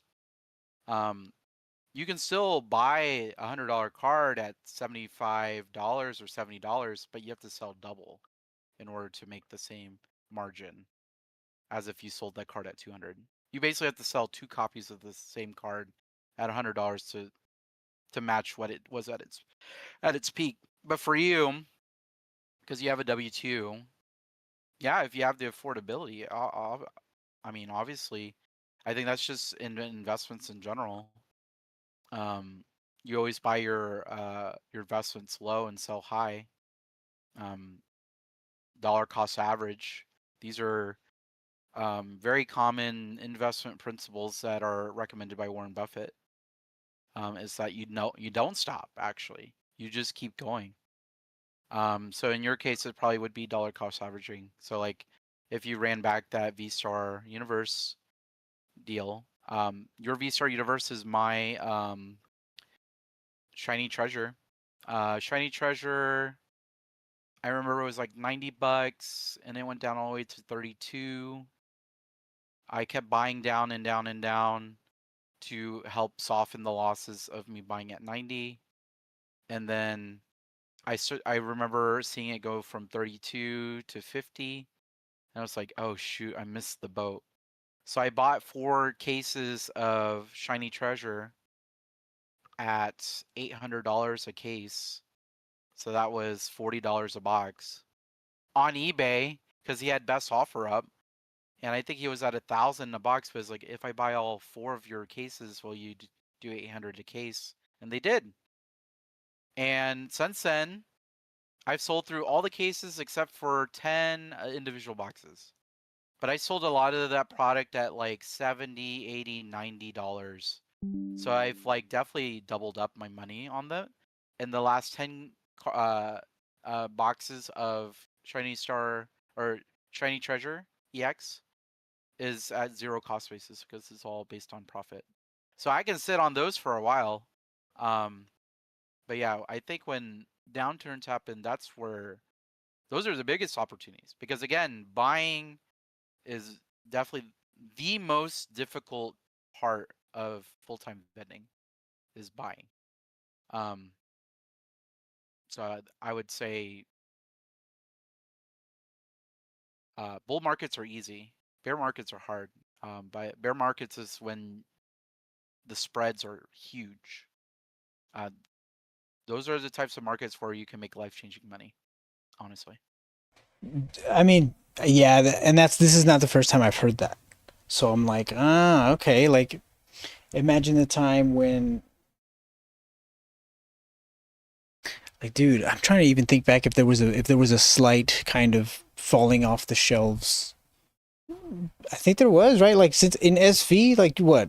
I think Paradox was falling off the shelves. Like, you could get it. Yeah, Paradox was $90 a booster box. And then so I would say Obsidian Flames was right there too. And dude, that was like that's the biggest upset for a lot of people right now is how much. Chilling Reign too. Chilling Reign. Everyone hated Chilling Reign. One of the worst sets there. I bought at 86 a booster box. I had 7 or 8 cases. I regret not holding them longer, honestly. Yeah, for context, Tin sold me some of his Chilling Reign boxes for a hell of a good deal. 150. Yeah. Right? Yep. 150. 150. Was it 150 each? Yep.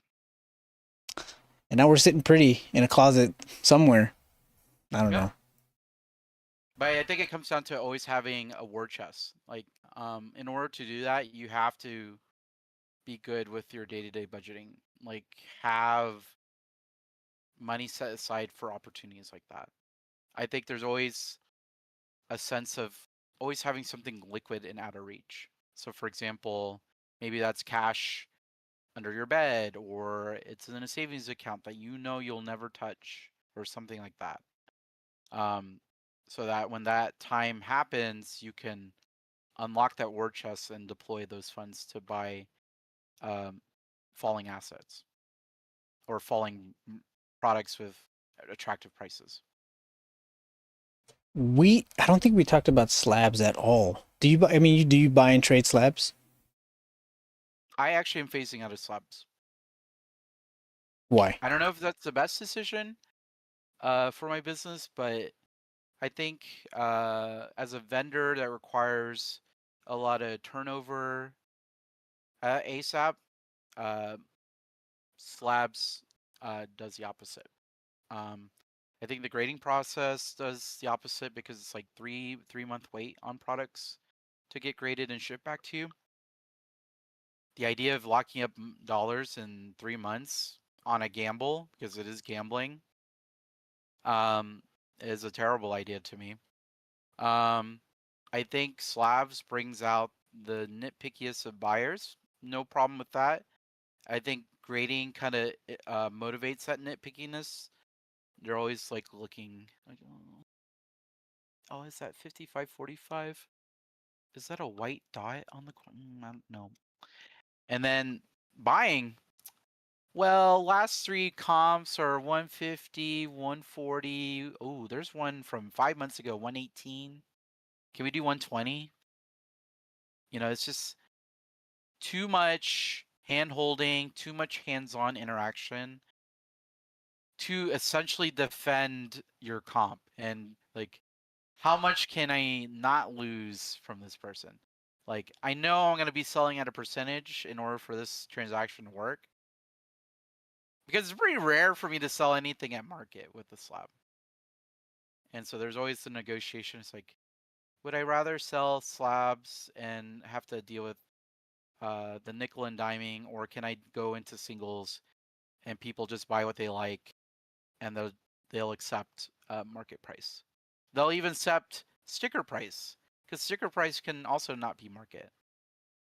So that's kind of like, those are like the main factors that have me phased out of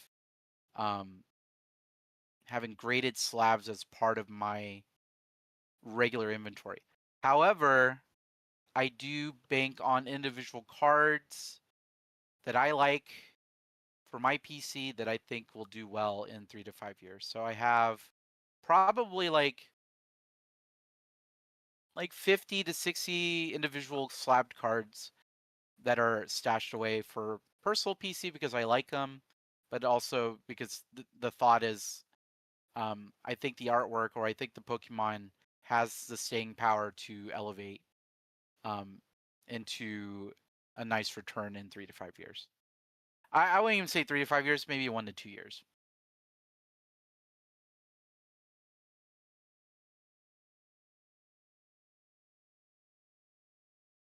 I didn't even think of the work involved, because when you're selling raw, it's just like, oh, TCG player says this. Okay, it's agreed upon. Like, there is a agreed upon authority. And then when you're comping shit out, you really are nickeling and diming and going back and forth and saying, all right. So yeah, I'm leaning with you now more towards like, it's like, make the transaction frictionless, easy, repeatable. Like, I'd do that 10 times over. Is that why? What is card ladder? Is card ladder used for slabs or for singles? Both, I think. I think card ladder is just all of eBay. So, to your knowledge, is there anything like TCG Player that averages the last 50 sales and then just says, "Hey, this is the market price for that slab"? Yeah, there are apps like Alt and price charting. I like Alt. Alt does a good job. I would say I honestly have strayed away from averages though. I usually depend on the last 3 to 5 sales. It requires a little bit more work, but it does give you an indication, is that market price a falling market price or is it a growing market price? And that's the one thing that I think market price does not inform you as a seller or as a buyer. Is it a falling dagger, or is it a rocket ship? Because if it's a rocket ship, you know I'm going to put 10% on top because it's a product in high demand. But if it's a falling market price, like any Ascended Heroes chase card, I might price at 95% or 90% in anticipation of it going lower, and I'm still within the bounds of market price. So, like 151 Charizard, you're selling for higher than. Definitely sell for higher. Yep. No, I think, I yeah. think I do that with celebrations cards right now. Because like the Blastoise is like $15, Venusaur is 12. I can price at 14 and 19. Because they're goated, and it's 25th anniversary, and there's so much hype heading into this year that I'm anticipating those cards going up. And so and that's how you kind of create margin by trading its what you think the future value will be. And I don't think it's too complicated to see. Also, I don't adjust my prices too much in the binder. So despite market price going up and down, I kind of keep it the same. Mainly because like if a card goes higher, I have vendors go like, "Oh, dude, do you feel like you're missing out?" I'm like, "Well, I had priced it at this price. So had I sold it last week or this week, I would have been already happy with the margin that was baked into that sticker price. Am I going to fret missing 10, 20%? No. Because I sold it at the price I wanted it to be. And if anything, I want people to go into my binders feeling like they found a small gold nugget. Like, oh shoot, this card's $20 and its market's 24, market's 25. Psh, take it. Psh, take this. What else does he have? It encourages people to do the gold rush mentality, just like look for every card, and soon it becomes like, oh, actually that's kind of cool. I'll take that. Oh, that's kind of cool. I'll take that. Or the other circumstance, $20 card in the binder. Hey, can I do 15 on this? And they're like, let me see what the comp's at. Oh, I see TCG market at 25. I will honor the $20 market, but I can't go any lower. Okay, I'll pay the 20 because you baked in the discount that they weren't aware about because you sold below market. And you still sold at the price that you originally stickered at. So like, I have no reason to be upset of selling at my sticker. But if you're tedious and you have the time, which I feel like if you have the right amount of inventory, you will not have the time to reprice everything, then you could reprice it. If you have time, reprice it. If you don't have time, then sell more. But repricing sounds like a burden. But you said you don't. You said you do reprice, but not often. I only reprice my showcase cards. I don't reprice binder cards. But I also put a blanket statement out there. It's like, hey, if there's a price that just doesn't look right, I'll match TCG player. There's that simplicity again. Instead of me going in, spending 3 and 4 hours pricing and looking up every card, I just created a balance that does the same effect, but lowers the amount of time I had to do the work. It was me saying one sentence. If there's anything that looks weird, I price match TCG player. And then you put the work on Boom. them to like help you make the sell. You know what I mean? Like, exactly. And if they see it, then they're doing the work, and then they have like the buyer's fallacy of like, well, I looked it up. I took the card out of the binder. I'm already kind of like 2 activities in. I guess I have to buy it. It's like being at the car dealership. I've been here for 3 hours. I have to buy a car. That's what you know that. You know that car dealerships do that. They make you sit around forever. dude, when I used to sell cars, sometimes deals wouldn't get done for like hours. Like I think one time, All day. dude, yeah, like a whole thing was like 6 hours. Like you'd go and test it out. You'd go discuss. You'd do the back and forth. You'd go talk. Like they'd go do their bank stuff. Then they'd go get like a cosigner if they needed. So it was like a whole dude. One time I drove all the way to where I live in the town that I live, and I was in Dallas at the time. So I went all the way from like South Dallas to where I live because they just happened to live in my area. They're like, oh, we need to go check this. We need to go get this paperwork or whatever. And then the manager's like, oh, you're from there, right? Why don't you just hop in the car, drive them down there to their house, and then drive them back. We didn't fucking make the sale. Like they did. No. Yeah, they did not buy it. Even after all the back and forth, like, dude, it was morning and then it was nighttime. They didn't close. It was like crazy. That's just, that's just the, you mentioned the car dealership and I just remember that experience, man. It's crazy. And now you know never to do it again. It takes pain to know what common sense is. Common sense now tells you you never drive to your customer Yeah. unless you already have the sale. Or really, evaluate the effort that you're putting into the sale. And like if somebody's going to nickel and dime you, I guess it goes both ways. Like if somebody's like really driving a hard bargain, if you set your limits, you're saving yourself time. It's like, hey, no, like the show just started. We're here. Like, no exceptions. And then you adjust based on, based on what you've told me, you adjust based on how the demand is going on. And so these are all very good pieces of advice so far. I'm waiting for you to give me a bad one. A bad one? Yeah. You'll never get bad advice from me. Do you have anything else you want to talk about? We've been going for how long is it? It's been fun. It's been fun. Yeah, I can keep going. I don't have to. It's an hour and 50 minutes. I Up to would. you. I wish. Bad advice. What would be some bad advice? Or how about some advice that you've been given that's turned out bad? Bad advice that turned out bad. Like somebody who they thought it was good advice. You took it, and I was like, dude, that was horrible. I now know pain. Yeah, no, I'm trying to figure out what that is. I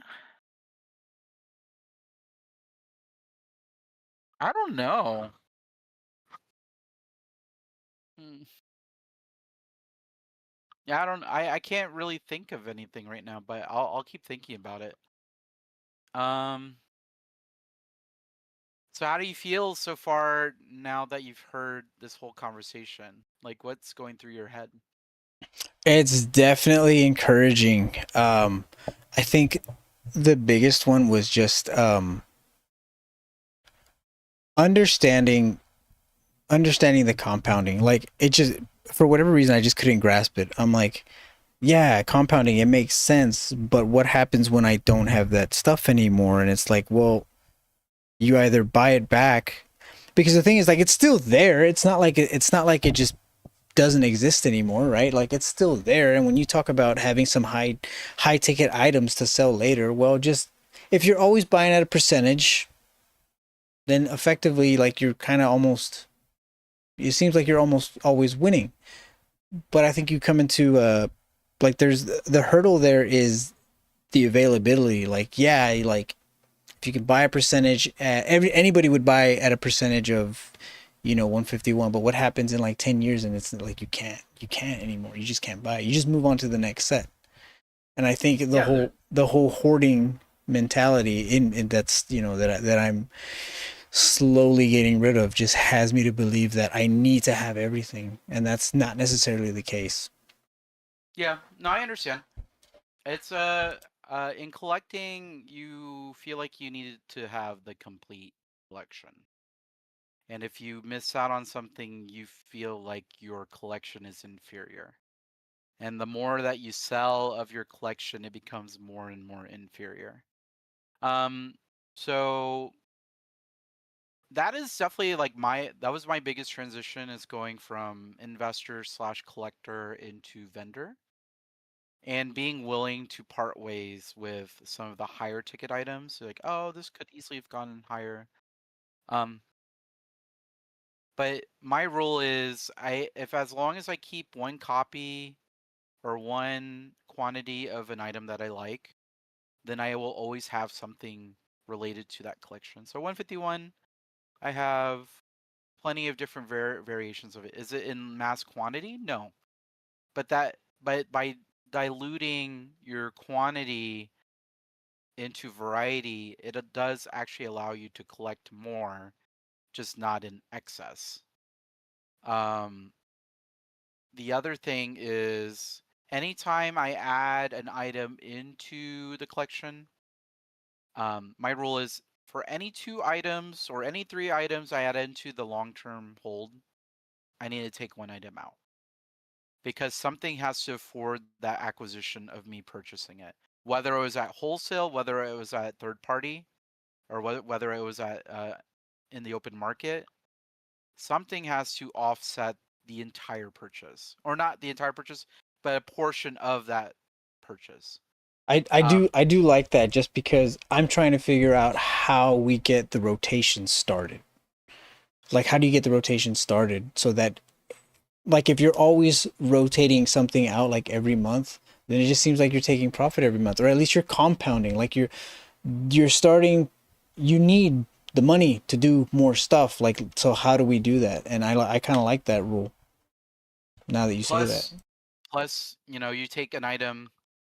Let's say you have access to ETBs at $70, and you sell one Crown Zenith ETB at $300. So you locked in your $300 profit, and let's say you got that box at $100.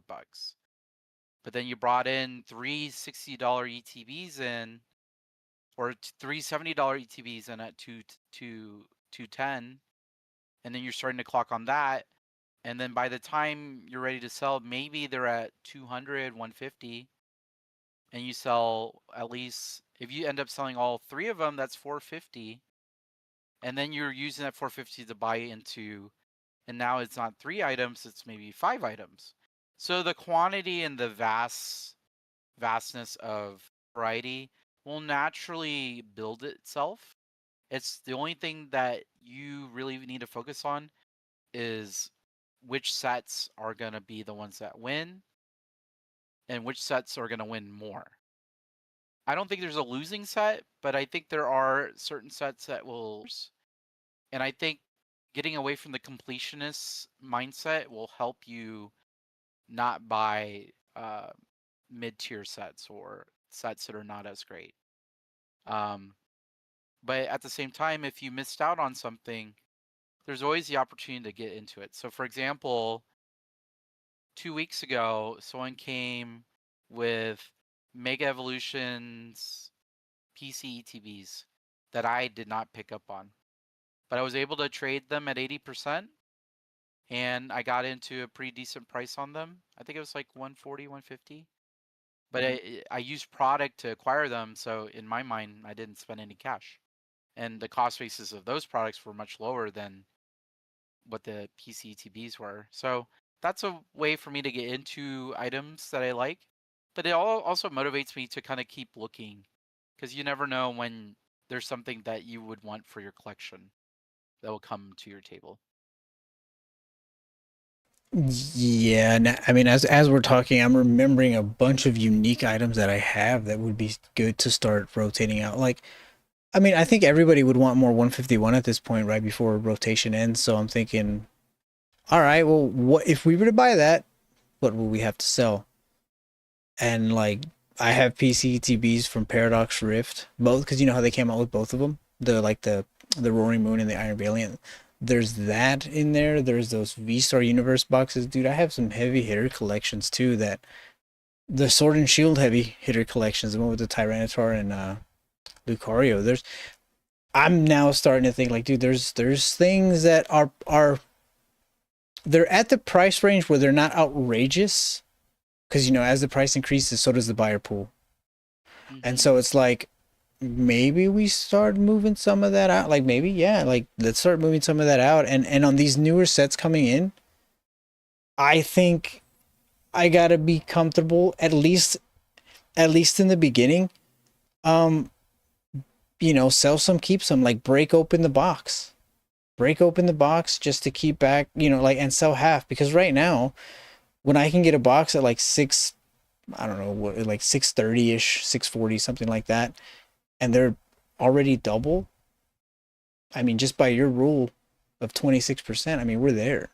I mean, and not that that's your rule, but that's, you know, that's what you've made, and that's what you were comfortable making with, you know, higher goals in the future. But I'm thinking like, man, in what other world would you make double? Casino. 17 black. Yeah. 17 black. Let it ride. No. Yeah, I would just encourage you to like look at your collection and don't pick the sets that will sell. Pick the weakest parts of your collection first. Um, so that every time you take the weakest part of your collection, you're actually making your collection more valuable from a concentration standpoint. You want to be in a place where like eventually you're like, man, I don't even know what to sell. If I sell any of these, I know they're going to be bangers. I know there's demand for it. So as much as it would be enticing to go and lead with like the best of your collection to sell, I would say uh, choose the weakest part of your collection. The ones that you are like, you know what, I'm good on this one. I don't need to have this in my collection. And for me, that was Shining Fates ETBs. I had a case of them. They were at $90 at the time, and I was like, there's really nothing in this set other than Charizard, and even then, people are really tired of that Charizard. Um, all the other shinies, nothing that special, honestly. What are It's they at right now? The Shining Fates, the one with the Eevee one, right? 110. Yeah, 110. Still? That's crazy. They must have printed the shit out of that. They did, because I acquired a case of ETBs at 36 per box when they were super fire sold. But that was after I was holding the bag on them because I bought a lot of them at MSRP at 50 plus tax. So at the time I was actually underwater on my position of Shining Fates. So my idea was like, well, I'm buying this case to dollar cost average. And then I eventually sold everything at a 90 and 100 because I was like, man, it took forever to get to that point. I think that was like 2 years, maybe a year and a half to get to from 40 to 90. So I was like, I like the EV promo, but I could just buy a bunch of EV promos. I don't have to have the sealed box. There's really nothing that crazy about the box other than I like the ETV art, but I still have one in my PC. I have a ETB personal collection up here. It goes like 6 tall, uh, 7 across. Um, so I always keep one of each. So I always have one that I always appreciate, but that was like, I got to get rid of this one. It's not going to do anything. And so that got me into more prismatic ETBs. Yeah. Like if you could choose, it was at the time, if you could choose $100 prismatic ETB or $100 Shining Fates, what are you choosing? Without there's not even a hesitation. Prismatic. Not even a hesitation.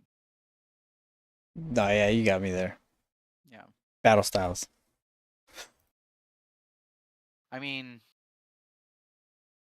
it, I honestly I think Battle Styles is a good buy right now. I think it is for an old out of print set. It's like 240 for a booster box. Dude, Roaring Skies, $1,400. Just give Battle Styles 2-3 years. It'll easily be $500. Dude, Steam Siege, the most hated set in XY, Steam Siege was was like you couldn't get people to buy it. Steam Siege booster pack, $23.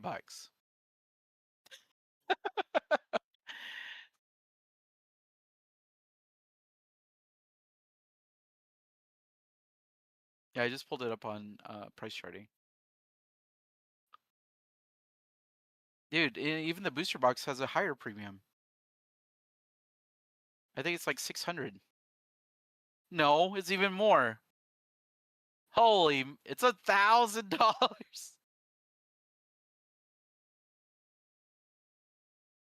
Steam Siege booster box. Steam Siege. And the top card in the set is $83, and it's a Gardevoir. No, it's overvalued. I'm just saying, weak sets can still climb, and I think a Sword and Shield booster box at below 300 is, I think, it's a good opportunity. I honestly saw someone with a Sword and Shield Battle Styles booster box, and I was like, I'm gonna buy that box, but I guess the show is so bad for them they left early, and I was like, dang it! I wanted to buy it. I wanted to buy it so bad.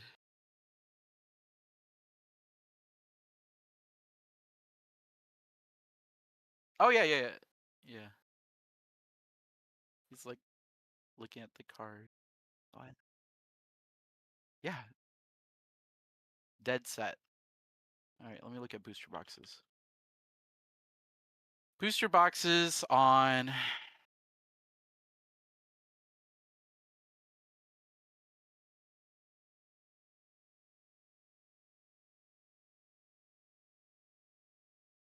oh, Fusion's oh yeah, Battle Cells 257, Chilling Rain 500.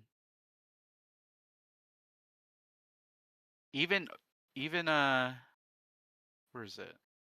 I think even Sword and Shield base, which was also not a great set, is up there.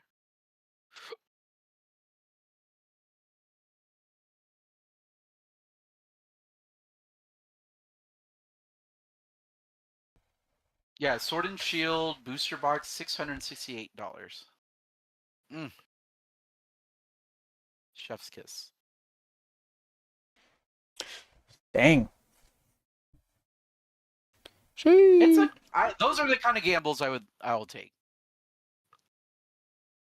If you were talking about speculative purchases, I think, huh? What? Speculative? Yeah. Fuck you. Um, I think Battle Styles is a great gamble.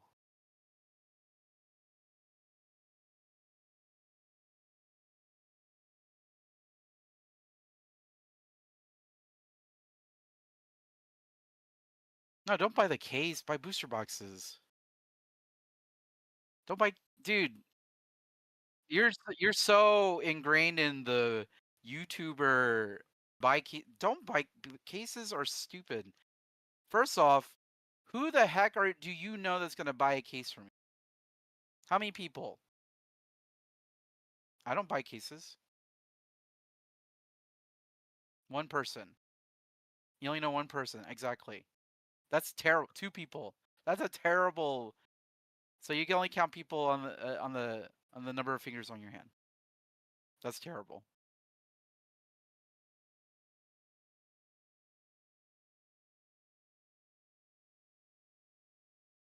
I'm looking at the T-Tor now. The sleepy boy. Oh my god. What's going on there? Oh, lightly played. I was like, oh, there's no like sales volume on that card? That's crazy. Oh, it's corrected hard. Yep. September. Corrected hard.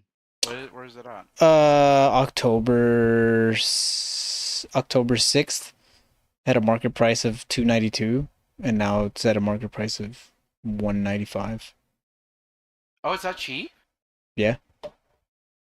Gee. Oh wow.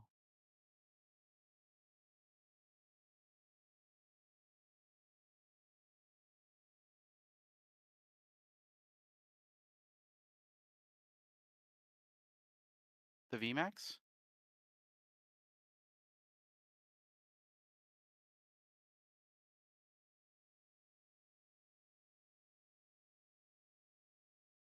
Is wow, 195. This is actually a one of the top cards I regret not getting yet. But I don't see it too often either. I'm gonna go to the bathroom real quick. Tin's gonna take a huge dump. While Tin's taking a dump, do we have any questions? What up, UT? Or Long? I forget how you like being called. That's my fault.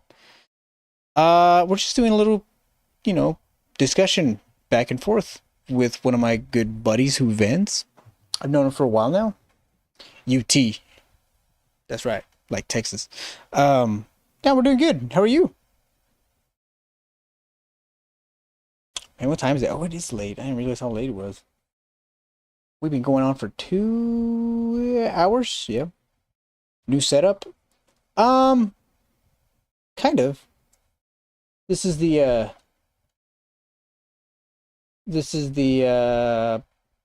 I'm gonna show you the rip and chips without my camera, I guess. Everything's all fucked up. That's crazy. And then this is for, just doing like a one-on-one conversation. And then if I wanted to share my screen, if I just wanted, no, can't do anything with that. Yeah, very informative. For you and me both, Carlos. Tin has a lot. Like, I've had many conversations with Tin about how to navigate this space. Yeah, no, Tin has a lot of experience of just, like I said, navigating the space. Been super. Always buy at market. This guy. Tax the public. Scalpers #1. Retail arbitragers. No. That was the fastest dump I've ever seen somebody take. No, that wasn't a dump, that was a piss. Wait, how long does it take for you to poop though? At least an hour. An hour? Brother. Yeah, T-Tart in the 195? Need to find one. That's the best part about being a vendor. You don't have to pay market. So 136 would be what I would pay. So if someone has a T-Tar, they need to liquidate, 136 is my price. 140 is my price. Go for it. You act like there's only one copy. Don't sell to Tin then, is what I want. There's 73 copies for sale. What are you talking about? So in order for you to buy it out, you have to convince 73 people to buy at 140. So this man has $10,000 ready just to screw me. I mean, dude, some of the conversations we have with some of these whales, like, it happens. It happens more than I thought, which is crazy. That's another topic. Whales. I refer to whales, people with deep pockets in this space. Not even in this space. They just have deep pockets. They're like, oh, is that all it takes to buy out the market? I'm down. People who have deep pockets that blow off money. FU money. People like Tin. Rich boys. Not at all. I'm on a strict budget.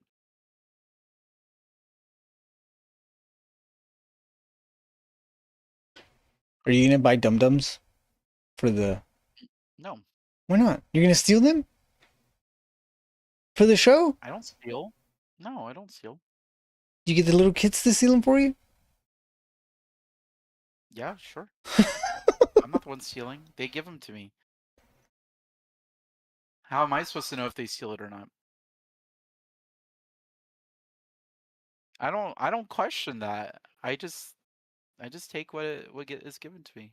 What did he say? He's like, oh, is this one expired? Dude. That was funny. I Like, really was wanting to know what it tasted like, but I wasn't gonna spit swap with him. that's a good call. We also had Cause that. There's a gray dum dum. What's gray? I want to know. oh, that is so nasty. Did you look it up? Did you ever look it up if there's a gray dum dum? I can look it up now. Gray.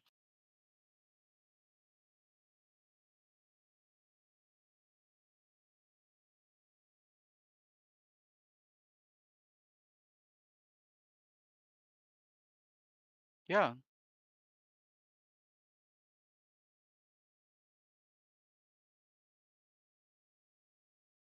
This one looks shiny.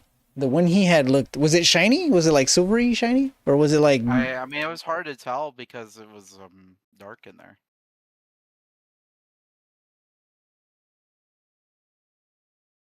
Yeah, maybe he was faking it. he looked like he wanted to throw up? Imagine cleaning that off the carpet venue. There's a reason why there's speckled carpet like that. I'm serious. It disguises stains and spillage. That's why casinos have the crazy carpet.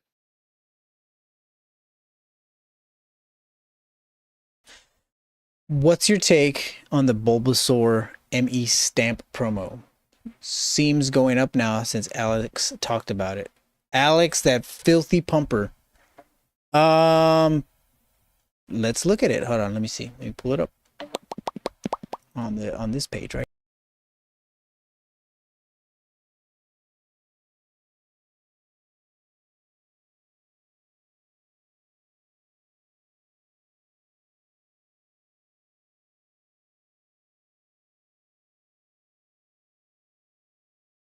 The fact that you don't even know what he's talking about. That's wild. It's the one. It's the one where he's soaring in the sky. Yeah, that's the only promo in Mega Evolutions with him.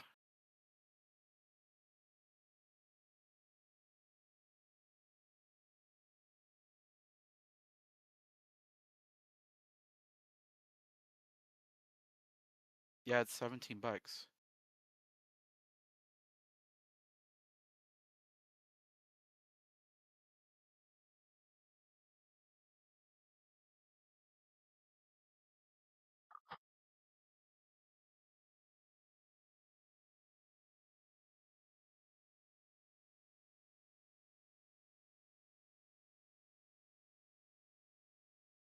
This one, I mean, it's a it's a promo. I mean, is it unusual to see a promo at $20? No, he's just asking your take. Oh no, I'm just kind because I know I've seen the conversation where people were asking like, what's happened? Why is it worth so much? Why is it so high? And so I'm like, $20. I don't know. What's your take on it, if you have one? Um, I don't know what it depends on like what he wants to do with it. Uh, I don't. I just buy cards. I don't really look at. I just buy cards in bulk. So if they're willing to sell it to me at 70%, I buy it. I don't have enough time to speculate. I just buy and sell. I think you would be more qualified because you're more of a buy and hold guy. Grab it before it goes up by a lot. I I I mean the set is I mean I wouldn't. I'm not excited about it. I mean it's just like I was saying, it's just, to me unless I'm missing something, it just seems like any old other promo. Like right now I think there's money better spent. I guess is what I'm trying to say. Like my money could go towards something better. So if you're not spending $17 here, where would you spend $17 on? I would buy a booster pack of 151. Well, that's not $17 though. It is for me. I don't think anymore. Why not?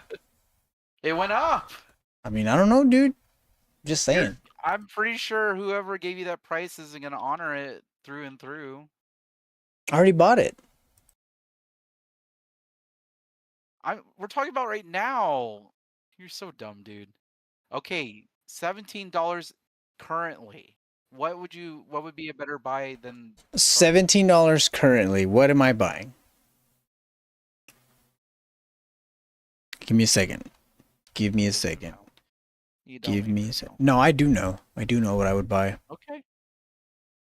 Are you limiting me to a single?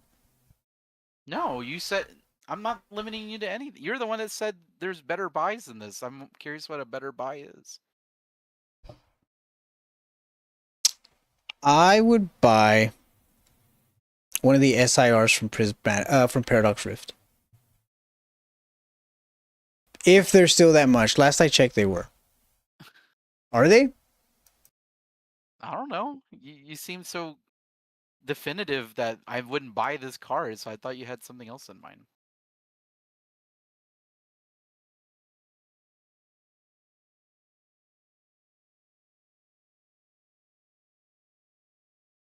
So you would buy Tapu Koko over Bulbasaur.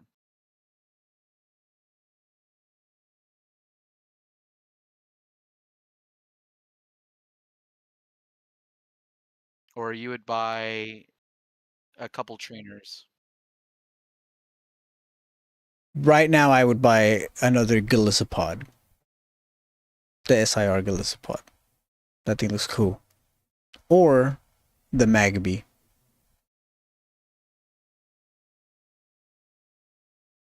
But that's just because you like it. So that's a collector buy, not an investor buy. No, I mean, Right? well, Magby's going up, and the set's gonna go out of rotation.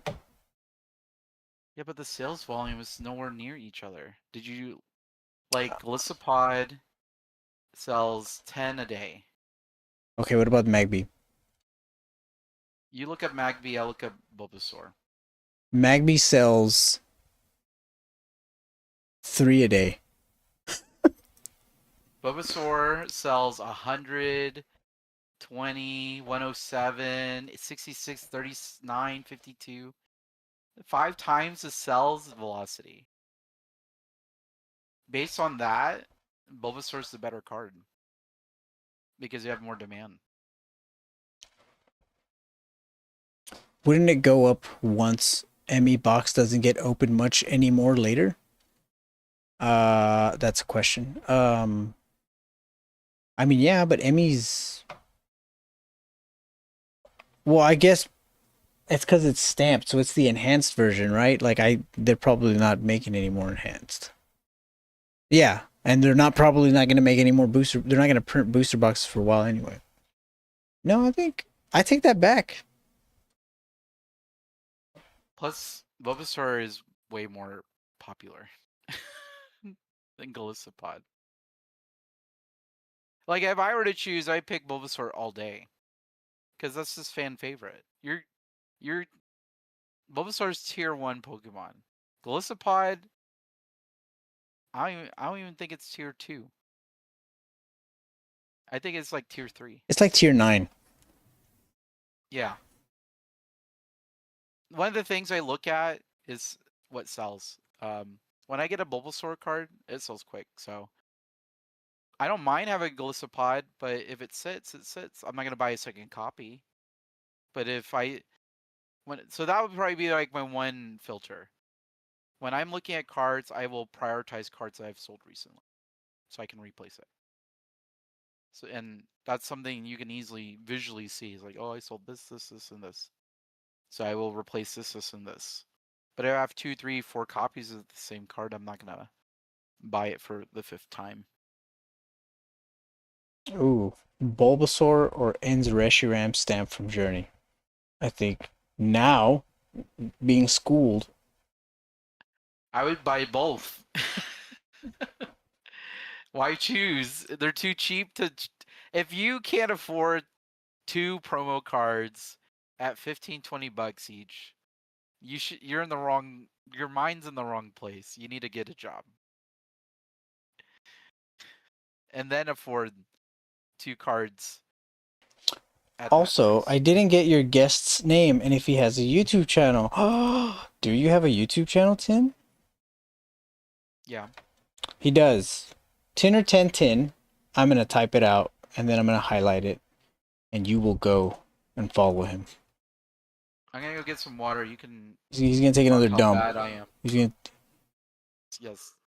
Spill all the beans. Tin or 1010. His name is Tin. He's a vendor. He does a lot of cool things at shows for money. And that is exactly how that sounds. Yeah, I don't know what I was thinking. That Bulbasaur is like, oh, it is. I guess when you had asked what if I'm still in school? Child labor. Keep grinding. Nah.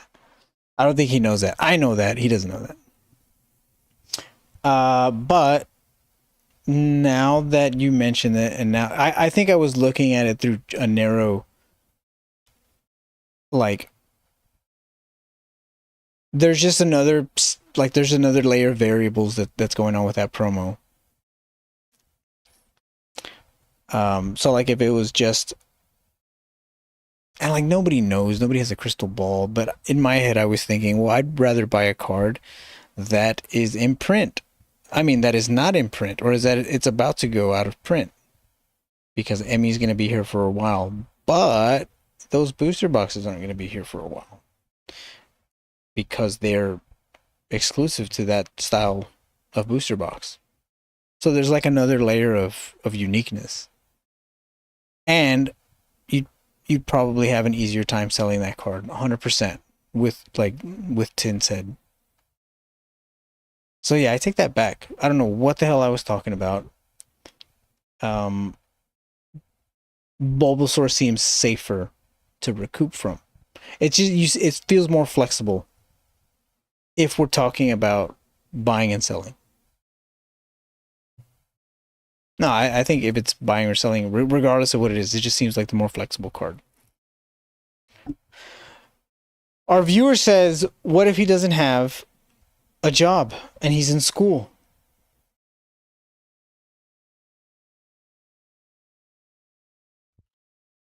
That's a great circumstance. I would say buy which one you like more. What are you eating? Pizza. What flavor? Pizza flavor. That just looks like a bunch of crust. Yeah, because it was a medium slice and I ate it on the way up. But what toppings was it? Pepperoni pineapple. I respect it. I can get down with that. A lot of people. Also Papa John's. I haven't ordered Papa John's in forever. I was like, I just feeling it, and it's good. It's just the sauce is sweet, but that's signature Papa John's. So I think Papa John's pizza is good on its own, but if you do pizza comparison, it's the worst pizza because it's way too sweet. What's the best pizza? That's franchise mainstream chain. Jets Pizza. Is that like an Austin thing? No, they're a chain. They're known for their deep dish, Four Corners pizza. Okay, you have to pick between Pizza Hut, Domino's, and Papa Murphy's. Papa Murphy's? What the heck, dude? That's not even that's a food stamp friendly pizza place. The Take and Bake? That doesn't count. That's the only one I can think of. Papa Murphy's? You couldn't think of like Little Caesars? I feel like Little Caesars is dog shit. What? Compared to Domino's, bro? Really? Wow, you're terrible. Oh, whatever. You're terrible. Where do you put CC's? Dude, CC's ultimate value. Where can you get a salad, multiple varieties of pizza, unlimited like unlimited dessert, and many different choices of beverage for $10? I'm talking about just the pizza. I'm just talking about the experience.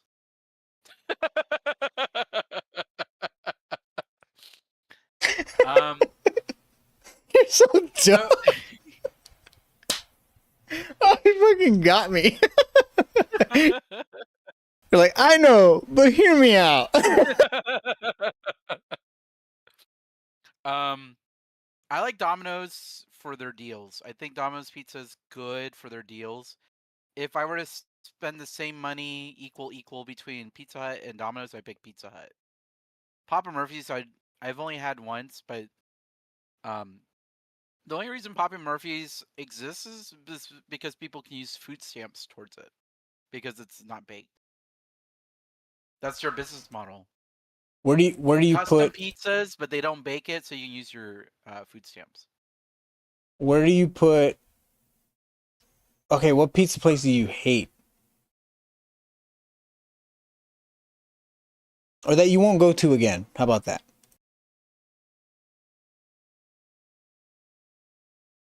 It's hard to hate pizza, right? Like,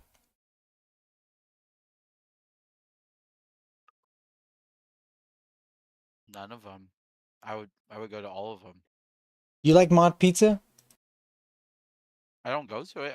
I don't think I've had mod. I didn't like it. It was like they I like tried. simple. I don't want to go and be like, I want this, and this. I don't like the Subway model. I want order online, pick up, done. Which I'm sure you can do at mod, but with Subway, just go through the app, pick up. Do they have Marco's pizza down there? Yeah, Marcos is really good. Yeah, we liked it. What about Mama's Pizza? Mm-mm. I haven't heard of that one. That's all right. I don't. What's Mama's Pizza? It's just like like another chain, kind of like Marco's.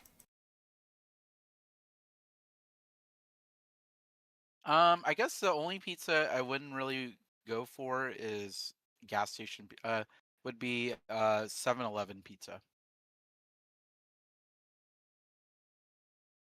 I have some friends who really like the breakfast pizza there. I tried it once. I'm like, I wasn't a fan. Breakfast pizza at QT is really good.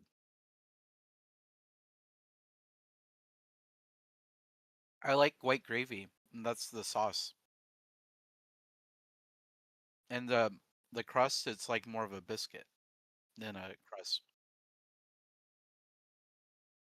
But I grew up liking breakfast pizza. Now we're just talking about food. That's fine. I haven't ate yet at all, dude, and there's like leftover pasta in the fridge. I'm about to tear that shit up. Lucali in Brooklyn is the best. Man, we're in Texas, big dog. Anything's better than here, probably. Except, yeah, that's true. What's your favorite kind of pizza? My Supreme. Oh, baby. Okay. I am a Supreme's my favorite too. Like I like Supreme so much. Like I don't like the olives, but I'll just like say screw it. Like I'll eat them if they're on there.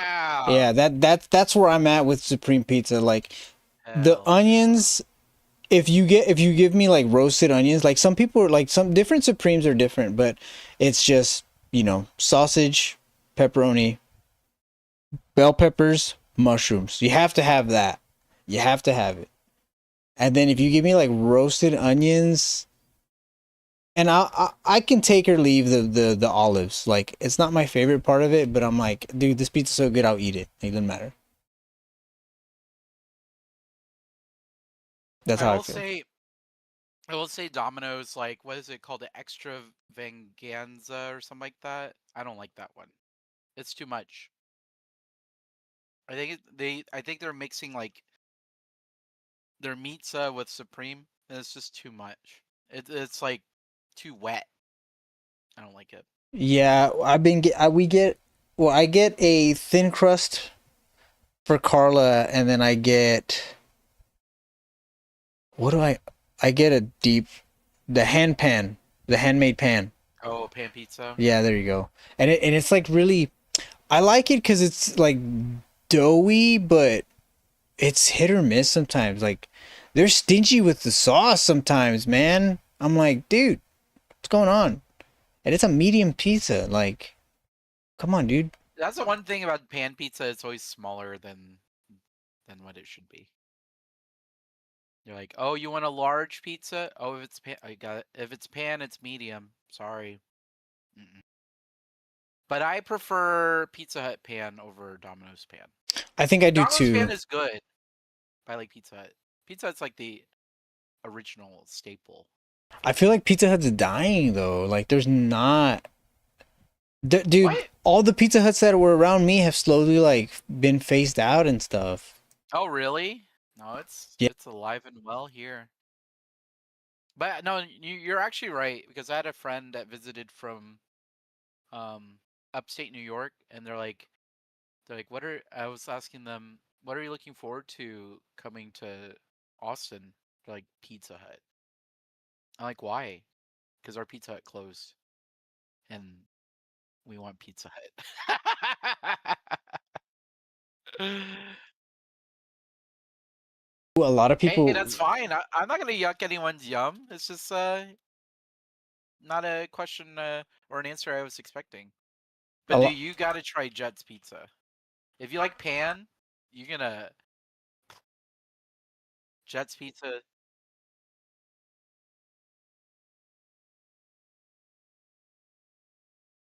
Oh, I just went on their website.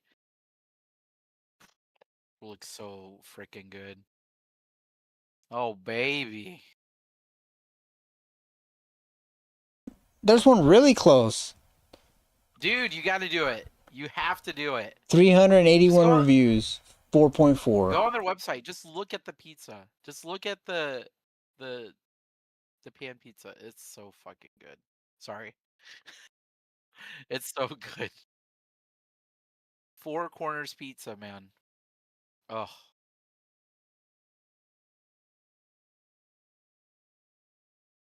you haven't lived until you've had Jets.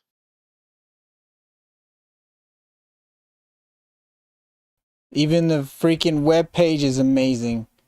Yeah, exactly. Uh, it's good. All you need is just a pepperoni four corners or pepperoni eight corners, and then you're solid. That's it. It's a heavy pizza too, but that's all you need. I have yet to get a round pizza from them. They do have the normal hand toss, but I've always just do their pan. Cause so freaking good. And they have the pepperonis that like curl up into cups. So, don't do that. Don't do it.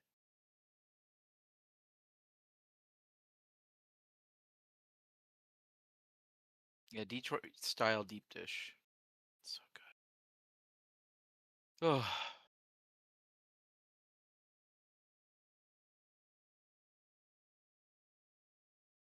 yeah, it's your stream, not mine.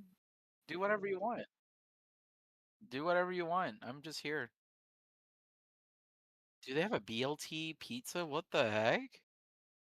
What the heck? Mozzarella, bacon, lettuce, tomatoes, mayo. What the heck? What is this? Oh, that's so weird. I kind of want to try it though. What the heck? Oh, you have to. You have to. Yeah, I'm taking. Just do the pan pepperoni. Just to start it off and whether you like that or not. Oh yeah, turbo crust. You have to get turbo crust. Turbo crust is good. It's like the buttery garlic, like coated crust. Can you dine in here? Some of them are dining, but there's. I mean, it's more of a takeout place. It's like your Domino's, Pizza Hut is the counter type thing. But I think they have you can sit it, but it's really a pickup or delivery type pizza. It's nothing like fancy, but it's freaking good. It's it's so. Oh, that's what I should have gotten today. Okay. What was I doing? Papa John's. I should have gotten Jets. Where are we at? Yeah, I think we're gonna call it. We've been going on for. You remember that show Next? It was like you've been on this date for 2 hours and 40 minutes. That means you've accumulated $240 or whatever that math equates to. Like, do you want to take the money and run or go on a second date? They're like, I'm gonna take the money. That's funny. Oh, those skanks. I take the money and then try to meet up with them later That's with the money. forbidden. Oh, yeah. So now we have money and a date. Exactly. That's a good one. That's a good plan. But this was fun, dude. This was fun. I actually learned more than I anticipated I was going to learn. Like, I actually took notes and stuff. Wow, you thought I was an idiot? I didn't think you were an idiot. I just thought you were dumb. Nah. What's the difference? No, just things. No, I think things are better absorbed when you're hearing them in an actual conversation. Like it's easier to to participate in a discussion when it's not just all text. You know what I mean? Like typing DMs and stuff like that. Mm-hmm. So I don't really have a closing statement, but yeah, I did have fun. I hope we can do this again soon. I hope we continue to learn and grow. I'm gonna do my best to learn and grow. As a seller, we have that show in April. Closing. This guy shows up later than he does on Eli's podcasts. I just got here. How's you your? can watch the VOD. Give you a view. He's not gonna watch the VOD. What the heck? I know he's not gonna watch the VOD. This man stays busy. But you can just have it playing while he counts his money. Alex, this is my buddy Tin that I'm always telling you about, who vends and. Oh no, he knows about me. Yeah, dude. All good people Sell are shared. high and buy higher. Yeah. Did you have a good stream, Alex? He left. He's like, "Oh, you're ending."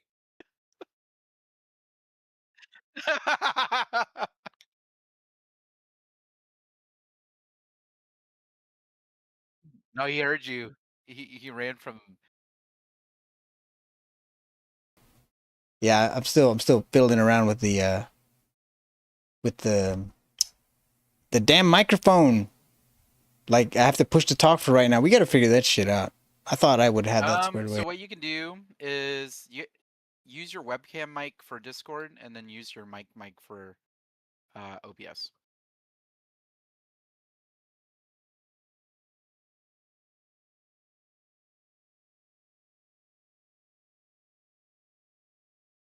It should.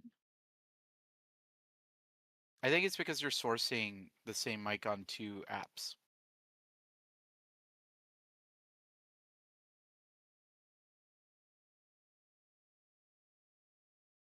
Yeah, he had an issue with his mic where I sounded like a robot. So he's been on push to talk. Yeah, I can hear you. You sound terrible, but it's fine. But you will sound good on the stream. So talk now? Talk now. No, the mic still picks you up for whatever reason. What the heck? Are you doing speaker? I don't know what the hell's going on. Wait. Are you wearing headphones? That's why you gotta wear headphones, bro. You lazy Dude, that's why. What do you mean? Why? Because the speaker is projecting audio into your mic. What speaker? Well, how are you hearing me? The speaker. You have to wear earbuds, dude. What about now? Try it again. Try again. Okay, yeah, because I lowered it. You're an idiot. You're an actual idiot, dude. God. You think this is like a speaker? I've never had this issue until we did this. Yeah, because you have audio blasting to your mic. You have to wear headphones, bro. No, I refuse. I don't want to. Dude, then I'm gonna get a helmet. Like, And wear earbuds. Why do you think people on podcasts have earbuds? I've never seen them do that. Well, you don't watch podcasts. You told me that. You told me you don't watch podcasts by not saying you don't watch podcasts. Easily. I didn't tell you nothing. He sounds like he's far away and low, but Fernando sounds good. Yeah, because my mic sucks. I do have a proper mic.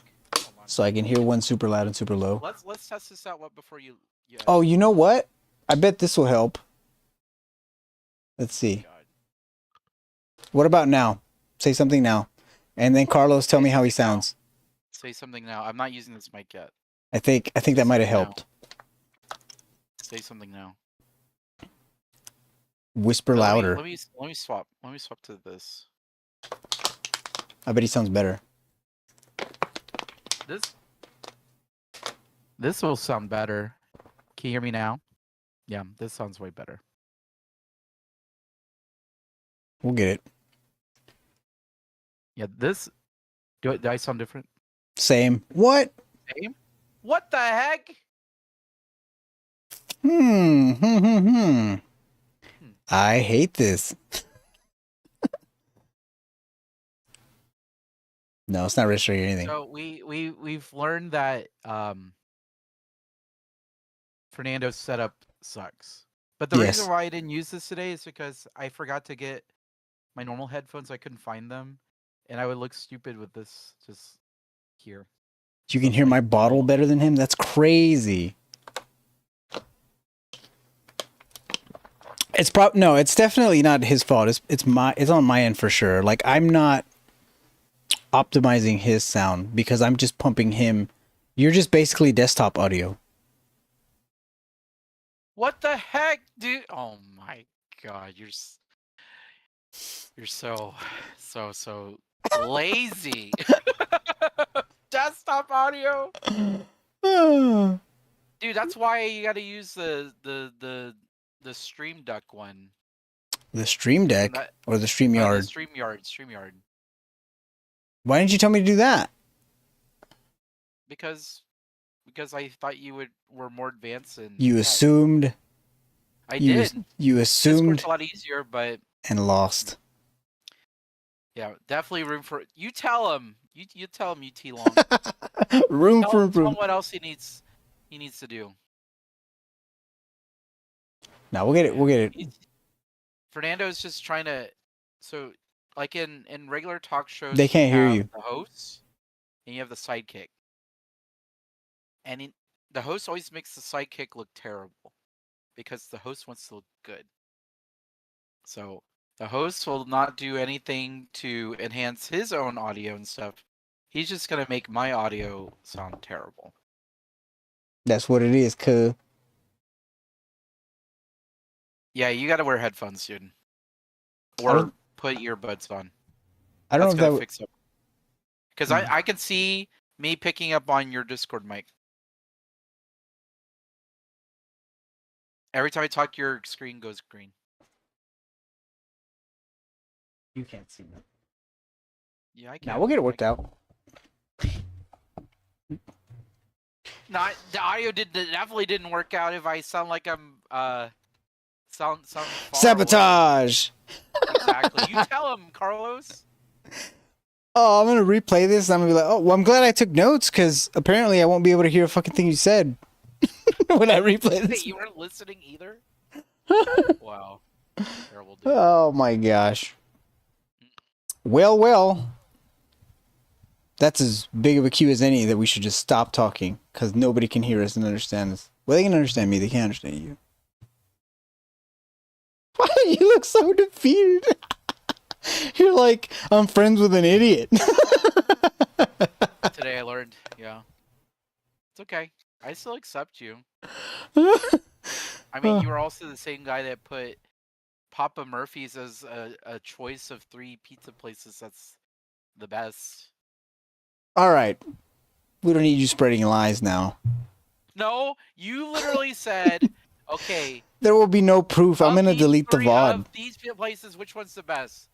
Domino's, Pizza Hut, and then Papa Murphy's. I'm like, bro, you're bringing in the food stamp chain.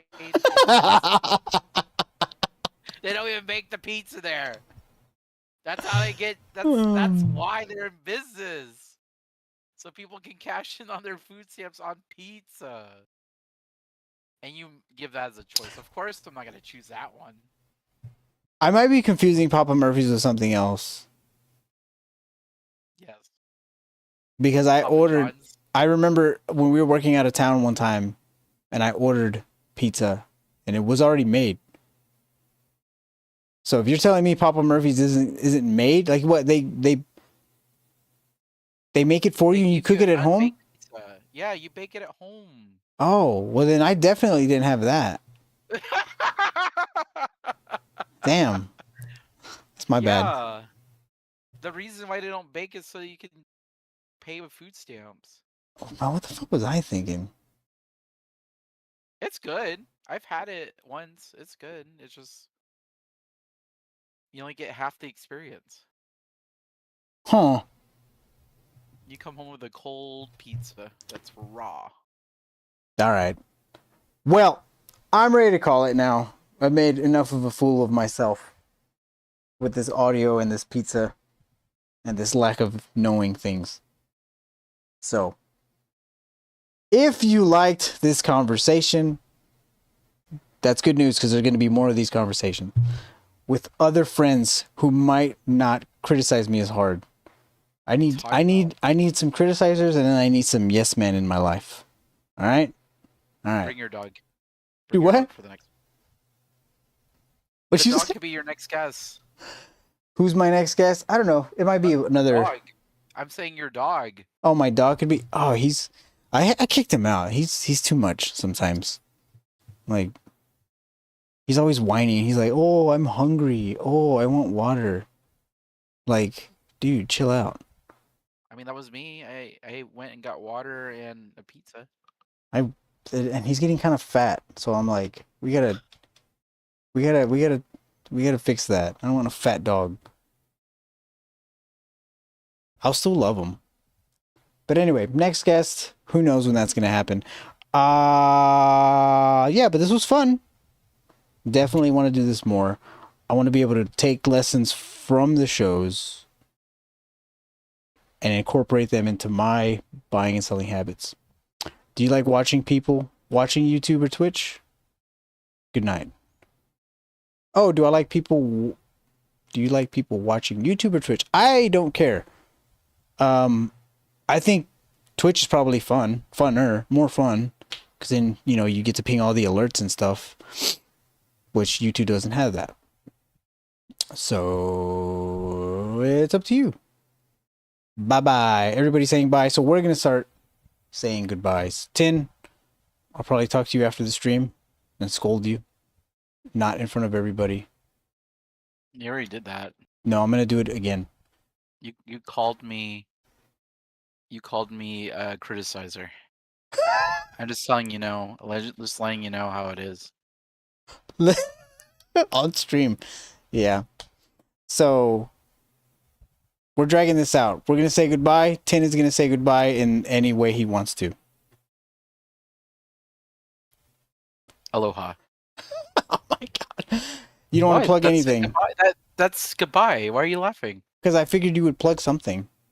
Oh. I'm going to be in Oklahoma City this weekend for the OK Collects show. We'll be having Japanese sealed and singles, English sealed and singles.